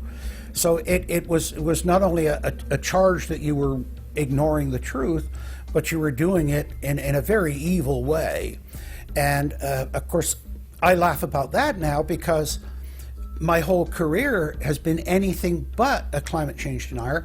I've spent my career trying to educate people to how much climate changes naturally. So I'm anything but a denier, but of course that is part of the politics. Under the Nazis, there was something called race science. They had a lunatic theory of eugenics, the Aryan heritage, and all the rest of this. Absolute crackpot pseudoscience. There was no empirical measure or empirical test for the validity of those theories. They simply asserted them, and if you were a professor who stood up to them, then the Gestapo would come and take you away. We are perilously close to such a situation right now. Any academic, any other figure standing up to say the global warming theory of Al Gore is a piece of crackpot nonsense is in danger. You'd be fired from a government job, and in many universities, your job would be in danger. And of course, it's also part of what's called ad hominem, that if you can't defeat the person's argument rationally, you start attacking the person. And we see that with these terms, and we see with Al Gore calling them flat earthers. Congressman, you began by denying that there is a consensus on the science. there is a consensus on the science. Well, you mustn't have been listening to our testimony that we've had for the last few days with dozens of experts that have come in who have given completely different views. Well, I would encourage you to go back and look at the testimony this committee's heard. There are people who still believe that the moon landing was staged on a movie lot in Arizona. And neither of us are one of those, and I know you like giving those cute anecdotes. This is not a cutesy issue. We're talking about something that can export millions of jobs out of our economy, out of our country. Richard Lindzen, an MIT professor of atmospheric physics, said it many years ago when he said the consensus was reached before the research had even begun. And then scientists like myself that stood up and said, hold on a minute, I got problems with it. Oh, paid by the oil companies, don't trust that guy. What the international scientific community is saying is correct. There is no legitimate basis for denying it. Now, you hear the consensus argument. Well, the majority of scientists.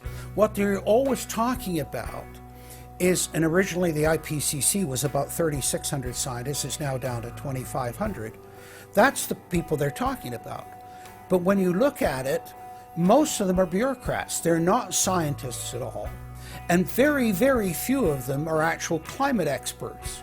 Now, the consequences of that, and whether that's because of man-made CO2, I think are debatable. If CO2 is not causing the climate change, what is? What are the major driving factors? And so they're essentially the ones that are left out by the Intergovernmental Panel on Climate Change. It's unbelievable to me that they can come out and ignore the sun. I mean, everybody knows the sun goes in, it gets cool. You notice that, right? You have an eclipse, the temperature drops, and the birds start to get excited and so on. And when you look at the seasonal changes with the sun, how you can suggest that the sun is not a factor is really quite remarkable. Giving us false scientific information is not going to clean up our environment. Speaking with a lot of promises and innuendo is not going to help clean up our environment. The globalists have co-opted the environmental movement. There are a lot of real environmental problems we face, like genetic engineering, where they're splicing plants, animals, insects, you name it. Toxic waste dumping in the ocean. No one wants to breathe bad air or drink toxic water. But the global carbon tax has nothing to do with that. It's a tax literally on breathing. Go out on the street or talk to your friends, your neighbors. Ask them, hey, should we ban dihydrogen monoxide? It's bad for the environment. The average person will sign your petition calling for the banning of water. That's right. Dihydrogen monoxide is water. It's the same thing with table salt, sodium chloride. And that's exactly what the establishment is doing with carbon dioxide. Ooh, dioxide. It has this scary sounding name. But the truth is, it's one of the 4 elements of life on this planet. Oxygen, carbon dioxide, water, and sunlight. And if the establishment can tax and list as a toxic waste one of those basic 4 building blocks of life, carbon dioxide, they can regulate and control every facet of our lives and shut down any businesses that aren't part of their New World Order. The idea that carbon is a pollutant is essentially a way of saying that humanity is a disease or a cancer that ought to be wiped out. Genocide. People have argued in this environmental coterie around Obama, around Holdren, the theoretician of de-development, who is now the science advisor of the White House, really the anti-science advisor. They've argued that babies are carbon monsters, carbon machines, and that every time you breathe out carbon dioxide, you're part of the pollution of the planet. This is an absolutely anti-human doctrine. They use the environmental movement to promote their real agenda, which is globalization and federalization and power. The advisor to Gordon Brown wants to exterminate 1/2 of the population of the British Isles. Now that's something Hitler might have tried to do, or Stalin. They didn't succeed. Will Gordon Brown do it? You can read this in the statements of these lunatics, radical environmentalists fanatical Malthusians, tree huggers, whatever you want to call them. This is an ideology of genocide which can be documented exhaustively, ad nauseum, out of their own statements. When Gore said the science is settled, that raised red flags amongst the media and then also amongst a lot of other people that sort of knew that that wasn't true, other scientists, and started to look at it. And of course, the more they looked at it, the more they realized, no, science is never settled. What is coming down now is environmentalism is nothing but phony science. Nothing but phony science. And if we really believe in the environment, if we really believe in freedom, if we really believe in truth, we need to get some straight answers. Now, the Kyoto Agreement, of course, was reached in the city of Kyoto. And what was interesting was several things came out of that, but the first thing was that not all countries had to participate in Kyoto, but not all had to take action. Only the developed nations were required to reduce their level of CO2. The developing nations were excluded. Now, of course, at that time, China was, and in some ways you can argue it still is, a developing nation. So it wasn't required to meet any targets under Kyoto, nor was India. The U.S., of course, held out. And what's interesting is that the U.S. Senate voted 95-0 against the Kyoto Accord, even though Al Gore was the vice president at the time. And lucky for him, he didn't have to cast a deciding vote. But so it was 95-0 against it because the U.S. Senate saw, no, this is a socialist distribution of wealth. This is going to cost jobs and economy, and so they scrapped it completely. We're now told that you have to buy carbon offsets. In other words, if you have sinned by having a carbon footprint and by carbon emissions, you've got to buy a carbon offset, which is usually a scam. Somebody claims to have planted an acre of grass in the third world. It never happened. They take your money and laugh all the way to the bank. But they're telling you that in order to cleanse your guilt, you've got to buy a carbon offset. Talk about carbon polluters. You talk about them. It's my understanding that back in 1997, when you were vice president, Enron's CEO, Ken Lay, was involved in discussions with you at the White House about helping develop this type of policy, this trading scheme. And is that accurate? Is it inaccurate? It's been reported. I don't know, but I met with Ken Lay, as lots of people did, before anybody knew that he was a crook. Right, and clearly you can see why so many of us are concerned about this type of cap-and-trade energy tax that would be literally turning over this country's energy economy. I didn't know him well enough to call him Kenny Boy. Well, but you knew him well enough to help devise this trading scheme, and obviously we know what Enron and these big guys on Wall Street like Goldman Sachs, and I know you've got interest with Goldman Sachs. No. Well, that's been reported. Is that not accurate? No, I wish I did. With executives you're partnered in companies with executives from Goldman Sachs. Well, if you're not. Al Gore has got to be the greatest con artist in modern history. This guy claims he invented the internet. Even though it's on record, he's a liar, and he got away with it. He was the pitch man that successfully sold, as vice president, NAFTA and GATT. That's lowered the standard of living in the United States and Mexico and almost completely deindustrialized our country.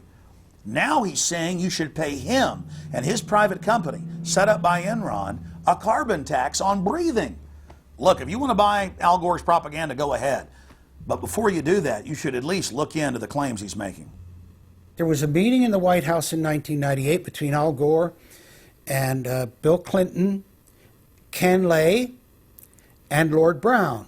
Okay, well, who were these people? Well, we know the president, the vice president. Ken Lay, of course, was the president of Enron. And Enron was a major, major player in the carbon credit, carbon trading. And in fact, stood to make an enormous amount of money out of it.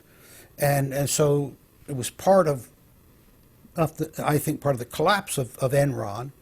And Lord Browne, of course, was the head of the largest oil company in the world.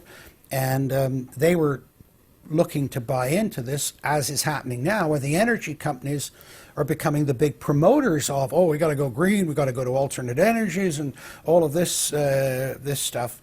They saw a business opportunity and leapt onto it, and one that would make them look green again.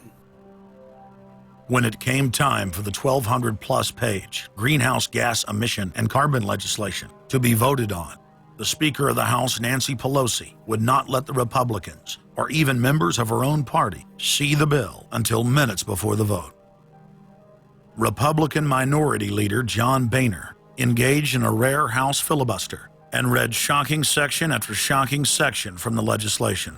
Now, I really hate to do this, but when you file a 300-page amendment at 3:09 a.m., the American people have a right to know what's in this bill and have a right to know what we're voting on.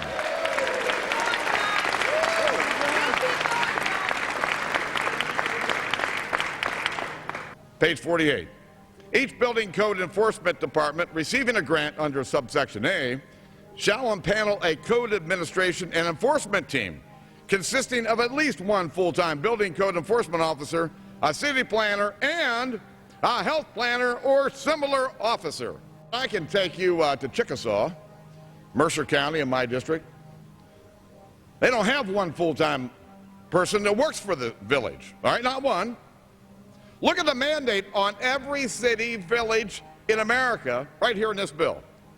So that we're not only going to tell you what the codes are going to be, but we're going to tell you how many people you need to hire to enforce this. Page 41, determine any geographic area within the contiguous United States that lacks a federal power marketing agency.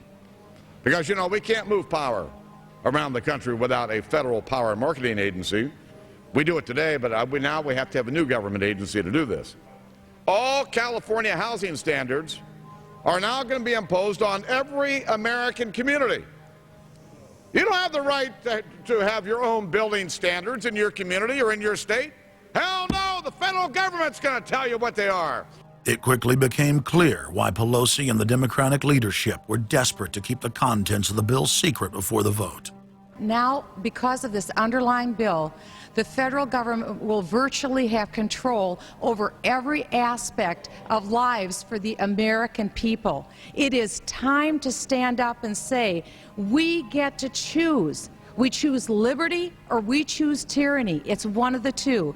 The underlying bill represents the tyranny and the intervention of the federal government. It's our choice.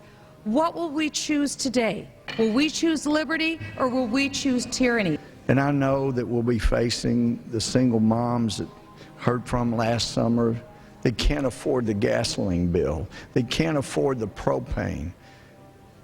You didn't do a great thing. You hurt some really decent families struggling, trying to make it, and this is going to be their death knell. It breaks my heart. I yield back. It is, of course, a carbon tax on economic activity, farming, manufacturing, real production here inside the United States. It would tend to shut down even those miserable remains of an industrial economy that we still have after the collapse of the Detroit automakers and their related subcontractors and so forth. Every home and business in the United States would be federally regulated and controlled. Mandatory home inspections will be carried out by federal inspectors, and it's all at the expense of the homeowner. In New York, they're called the environmental police. On this day, a surprise visit to a market in Brooklyn's Chinatown. And every day you're not in compliance, you face huge fines. Go to page 235. The Secretary may set and collect reasonable inspection fees to cover the cost of inspections required. So number one, they can come in, the federal government can come in and inspect your house and send you the bill. And if they find that you're out of compliance with this new federal code, the Secretary shall assess a civil penalty for violations of this section. And then further, going to page 236, each day of unlawful occupancy shall be considered a separate violation. We're setting up a global warming Gestapo that can literally come in, and now this new term, unlawful occupancy. So now living in your home is considered unlawful under this bill. This is ludicrous. Worst of all, carbon czars in more than 35 federal agencies are given unlimited dictatorial power to tax all forms of carbon and carbon emissions.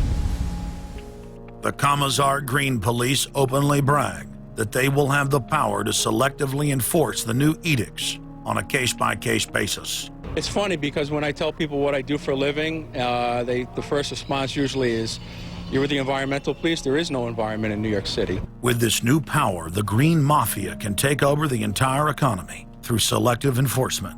We know, Madam Speaker, that this national energy tax will cost the American people $2 trillion. We know that. We know this will result in a loss of 2.5 million jobs every year for the American people. We know that. We know this will result in a reduced standard of living for Americans. We know that. What is the point and what's the benefit? The same central banks that have stolen more than $50 trillion from national treasuries across the planet are now creating a new derivatives fraud through the cap-and-trade carbon tax system that dwarfs their previous Ponzi schemes. We've just watched a financial meltdown in this country, the likes of which hasn't been seen in some time. Now, if people like credit default swaps, they're really going to like the carbon swaps that are going to occur and the carbon future swaps. We spent a full day in this committee last summer talking about the manipulation of the energy futures market in oil. We're going to create, I fear, another such system that people who have an inclination to react dishonestly to systems are going to actually have a new opportunity. Is that not a problem? A select group of central banks are lobbying for the same legislation to be passed worldwide. Once the so-called green economy laws are in place, only global megacorporations and their subsidiaries will be allowed to do business. Van Jones, Barack Obama's first green job czar, has stated repeatedly on the record that the new green economy is only a cover for a complete revolution against capitalism and the total redistribution of wealth. But what Van Jones doesn't tell his sad followers is that the elite are bragging that the modern green movement was designed from its creation to destroy the middle class and transfer all wealth into the hands of a super elite. They're not doing this to uplift the poor. No, the goal is to enslave the planet and usher in a new dark age. Every nation on Earth is in the process of, or has already passed, its own set of carbon tax laws and regulations. If their plan is successful, every nation on Earth will not only pay tribute to the powerful world government, but every facet of human life will be regulated by the technocratic global planners. Under the carbon tax scheme, China, India, Mexico, and over 150 other nations are exempt from the global tax system. You see, the bankers already own and control the third world. Their final target is the middle class of the West. Once they've dismantled the economies of the United States, Europe, and Japan, they believe no one can stand in their way. In short, the New World Order is a global corporate takeover. In their global corporate state, there is no room for individuality, sovereignty, or independence. As their program begins to face more and more opposition, lawmakers and supporters of the man-made global warming hypothesis want laws to be passed, making it illegal to question their theories. Recently, the head of Greenpeace was forced to admit that the Arctic and Antarctic ice caps grow in the winter and shrink in the summer, and that this is all part of a natural process driven by the tilt of the Earth and the Sun. The cosmic radiation coming from space, the amount reaching the Earth is affected by the strength of the Sun's magnetic field. So the magnetic field of the Sun is almost like a gateway controlling the cosmic radiation reaching the Earth. The magnetic strength of the Sun is also related to the number of sunspots. So they are directly related to changes within the inner structure of the Sun. The amount of cosmic radiation reaching the lower atmosphere creates more cloud, right? And cloud forms, you need to have what are called condensation nuclei. That is, little particles around which water can change from water vapor or gas into water droplets, minute particles that are visible in the form of clouds. We've known for a long time that there was more cloud than the amount of particles in the atmosphere, because we assumed it was clay particles and salt particles that were creating this condensation process, but there was this gap. We now realize, of course, it's the cosmic radiation that's doing it. So what the cosmic radiation is doing, controlled by the magnetic field of the sun, is it's like putting up a screen in the greenhouse and blocking out the sunlight. And of course, that then affects the temperature of the Earth. That's why there's a relationship between the sunspots and the temperature on the Earth. So we now know the mechanism, but they completely ignore that. More than 31,000 scientists from across the United States, including more than 9,000 PhDs, from the fields of climatology, atmospheric science, earth science, and hydrology, signed a petition rejecting man-made global warming as a scientific fraud. This shattered the hoax of the so-called consensus that the mainstream media had been pushing for years, that every scientist on Earth believed that man-made global warming was a fact. If the people are able to block their carbon tax takeover, the elite's agenda to establish a planetary world government will collapse. To force their unpopular agenda upon the planet, the controllers are racing to complete the construction of their police state control grid, borrowing from tactics used in the past by communist, fascist, and other totalitarian regimes. Every form of classical textbook tyranny is now being implemented in the West. In the United States, the central government is federalizing local police. State and local officers are in a great position to collect important information on terrorists and their allies, and the Terrorist Screening Center stands ready to help you. This video, produced by Homeland Security, is required viewing for all departments in the U.S. And with the teamwork of local, state, and federal law enforcement, we have an excellent opportunity to see the picture and solve the puzzle before these terrorists can strike again. State, county, and city police now take their marching orders directly from DHS and FEMA. The videos and training manuals turn peace officers, once guardians of the Republic, into secret police. See way down there? There's a woman taking photos of the dam. Someone called 911 and reported a suspicious person. As you guessed, she's going to be a Category 3 hit. And since it's very important that we don't let her know that we know, both the dispatcher and the officer need to make sure she doesn't hear the radio traffic. Stand by. If I could ask you to wait right here, please. Sure. Everyday items and activities are listed as proof that you are sympathizing with shadowy boogeymen of terror. Of course, he's going to keep his eyes open for anything interesting or unusual in the car. That would include cameras, binoculars, video equipment, GPS, maybe things like sleeping bags that suggest they're living out of the car. From their inception, Homeland Security and Northcom were set up to dominate the people and the states, not to fight the CIA-created Al-Qaeda. Patriotic members of the military and law enforcement, at great risk to their lives and careers, have sent this filmmaker federally and internationally produced law enforcement manuals, textbooks, documents, and videos. The MIAC report, distributed to Missouri law enforcement, lists gun owners, libertarians, constitutionalists as potential terrorists. The federally written document went on to list Ron Paul, Bob Barr, and American flag bumper stickers as dangerous paraphernalia linked to white supremacists.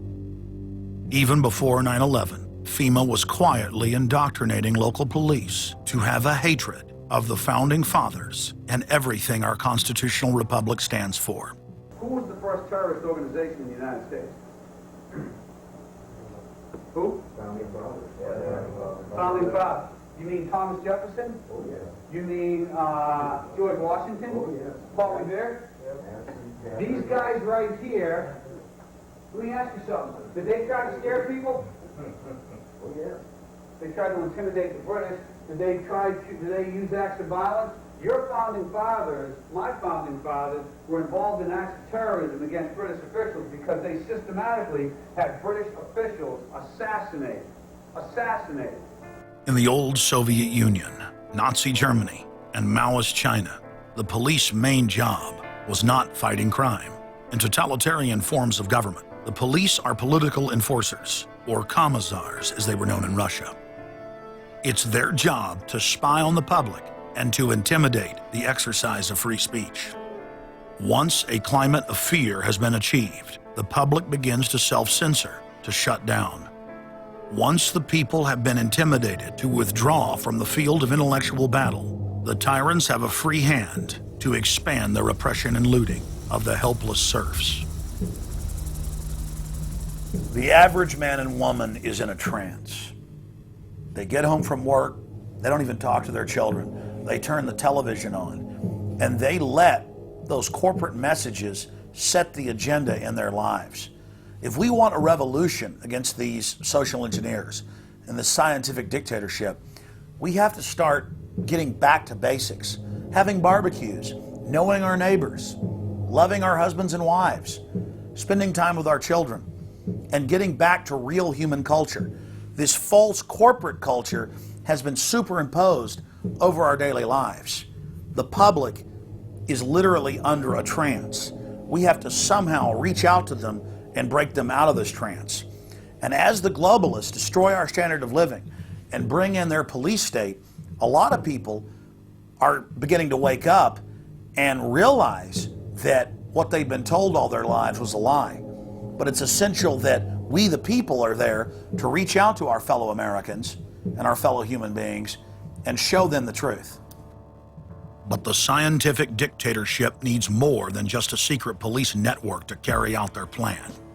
Citizen spies at every level of society have been recruited to keep their eyes and ears focused on everything their neighbors and co-workers are doing and saying. More than 50,000 private sector executives have been recruited by FEMA to secretly serve as deputy FBI informants under the InfraGard program. Now there are more than 75,000 preachers serving FEMA in the clergy response teams. Internal FEMA documents reveal that the majority of America's pastors now serve as agents of the shadow government. They are even instructed on how and what to preach. And as KSLA News 12 Jeff Farrell discovered, the clergy would help the government with potentially their biggest problem, us. From my cold, dead hands. Charlton Heston's famous declaration captures a truly American value, the overarching desire to protect our freedoms. But gun confiscation is exactly what happened during the state of emergency following Hurricane Katrina in New Orleans. U.S. troops also arrived, something far easier to do even now thanks to last year's elimination of the 1878 Posse Comitatus Act. That forbid U.S. troops from policing on American soil. If martial law were enacted here at home, public fears and quelling dissent would be critical. And that's exactly what the Clergy Response Team, as it's called, helped accomplish in New Orleans. Jeff, the primary thing that we say to anybody is let's cooperate and get this thing over with, and then we'll settle the differences once the crisis is over. Such clergy response teams would walk a tightrope between the needs of the government versus the wishes of the public. In a lot of cases, these clergy would already be known in the neighborhoods in which they're helping to defuse that situation. For the clergy, one of the biggest tools that they will have in helping calm the public down or obey the law is the Bible itself, specifically Romans 13. Because the government is established by the Lord, you know, and that's what we believe in the Christian faith. That's what's stated in the Scripture. They prepare their flocks like sheep to the slaughter for gun confiscation, forced inoculation, and they tell them that it is a blessing to have their families broken up and put into FEMA camps. Irland, Frankreich, Portugal, Spanien, die Schweiz, Liechtenstein, Luxembourg, Poland, Ungarn, Romania. Adolf Hitler bragged that his most powerful domestic tool, used by the Nazis to control the people, was the servile clergy. And his favorite Bible verse was Romans 13, render unto Caesar. Either you are with us or you are with the terrorists. The scam was launched as a simple bait and switch. The government recruited the public by telling them that they were needed in the fight against Al-Qaeda. But from day one, over 90% of their training and operations focus on demonizing, surveilling, and harassing anyone who stands against their takeover. The Department of Homeland Security calling on firefighters to take on a new role in the war on terror. The idea to be the eyes for the U.S. government when they're inside a home. Now, unlike police officers, firefighters don't need a warrant to go into private houses. And critics say that's where things get sticky. Cable company repairmen, truck drivers, maid services, and hundreds of other professions that go inside homes and businesses without warrants are now on the government's payroll as citizen snitch spies. But Big Brother doesn't stop there. Children are being indoctrinated inside the public schools nationwide to spy on their parents. You can give information without having to give your name. You guys can get paid for good tips up to $200. The New York Times praised public school programs in the United States and England that are training children to report their parents for eco-crimes, like taking a hot bath or letting the water run while you brush your teeth. All of that violates their carbon footprint credit allotment.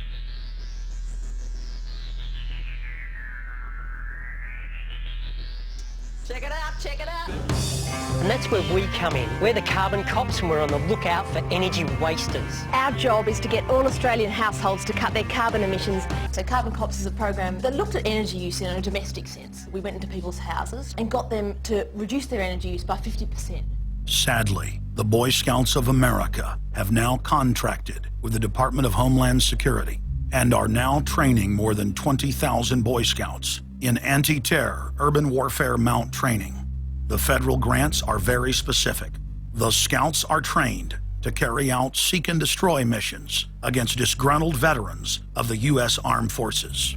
Good evening, everyone. Homeland Security is enlisting some unlikely new recruits to fight terrorism and help with other emergencies. The Girl Scouts. Girl Scouts across the country and here in East Tennessee are now taking part. 9-year-old Elise Murphy has already earned a lot of Girl Scout patches.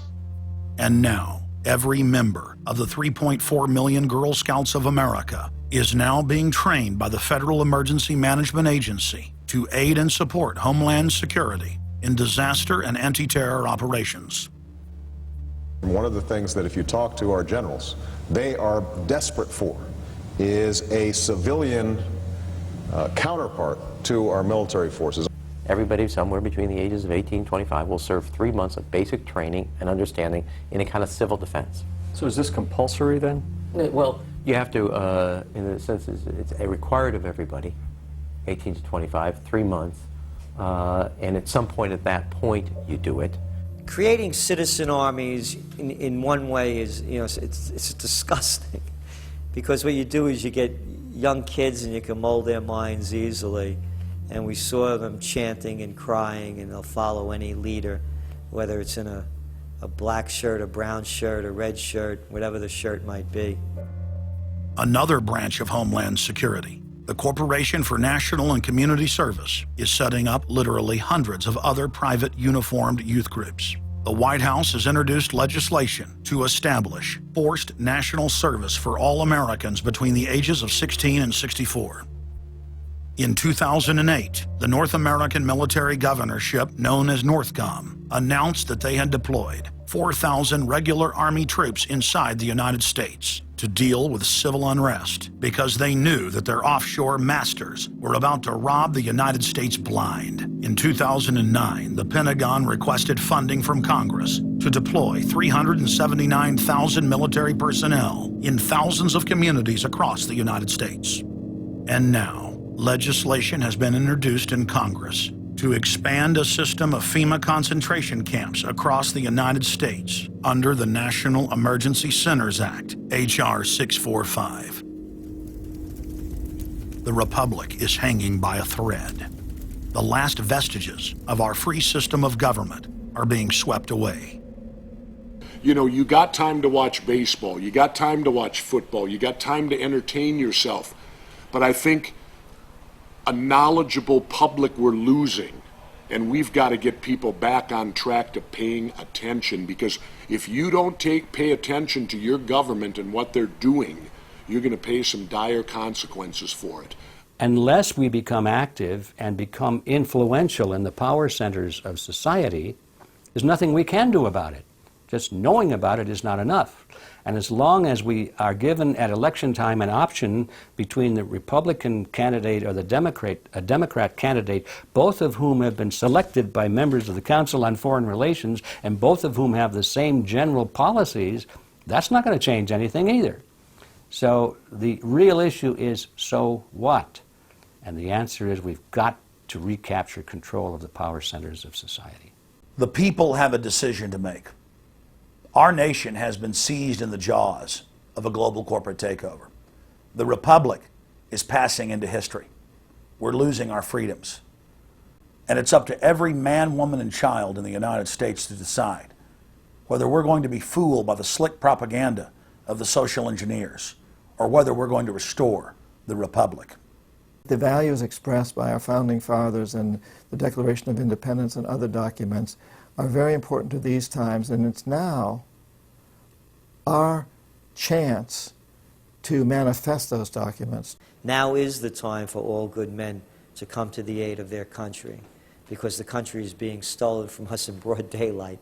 Not only stolen metaphorically, but financially as well. The numbers don't lie.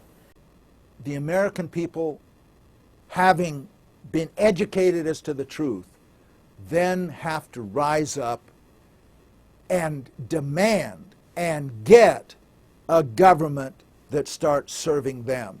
We need a change, and it isn't going to come from Democrats and Republicans. It has to come from the American people. Dissension is the greatest form of patriotism, and I believe that. Because if you don't hold your elected officials' feet to the fire and pay attention, you are going to get bad government. So it's imperative for all of us. It's our job as citizens of this great country to pay attention. This is our last chance to not relive history. Hundreds of nations have fallen to tyranny in the last century alone. America is a prize coveted by the despotic megacorporations that now dominate our planet. If their world government is truly to rise, freedom and the republic for which it stands must fall. Now is the time for all good men and women to come to the aid of their country. One of the greatest events in history is taking place before our very eyes. For many generations into the future, our progeny will look back on this time as either a place where humanity rose to the challenge and made a stand against the forces of darkness, or as a time when the planet fell into the grip of a merciless high-tech tyranny.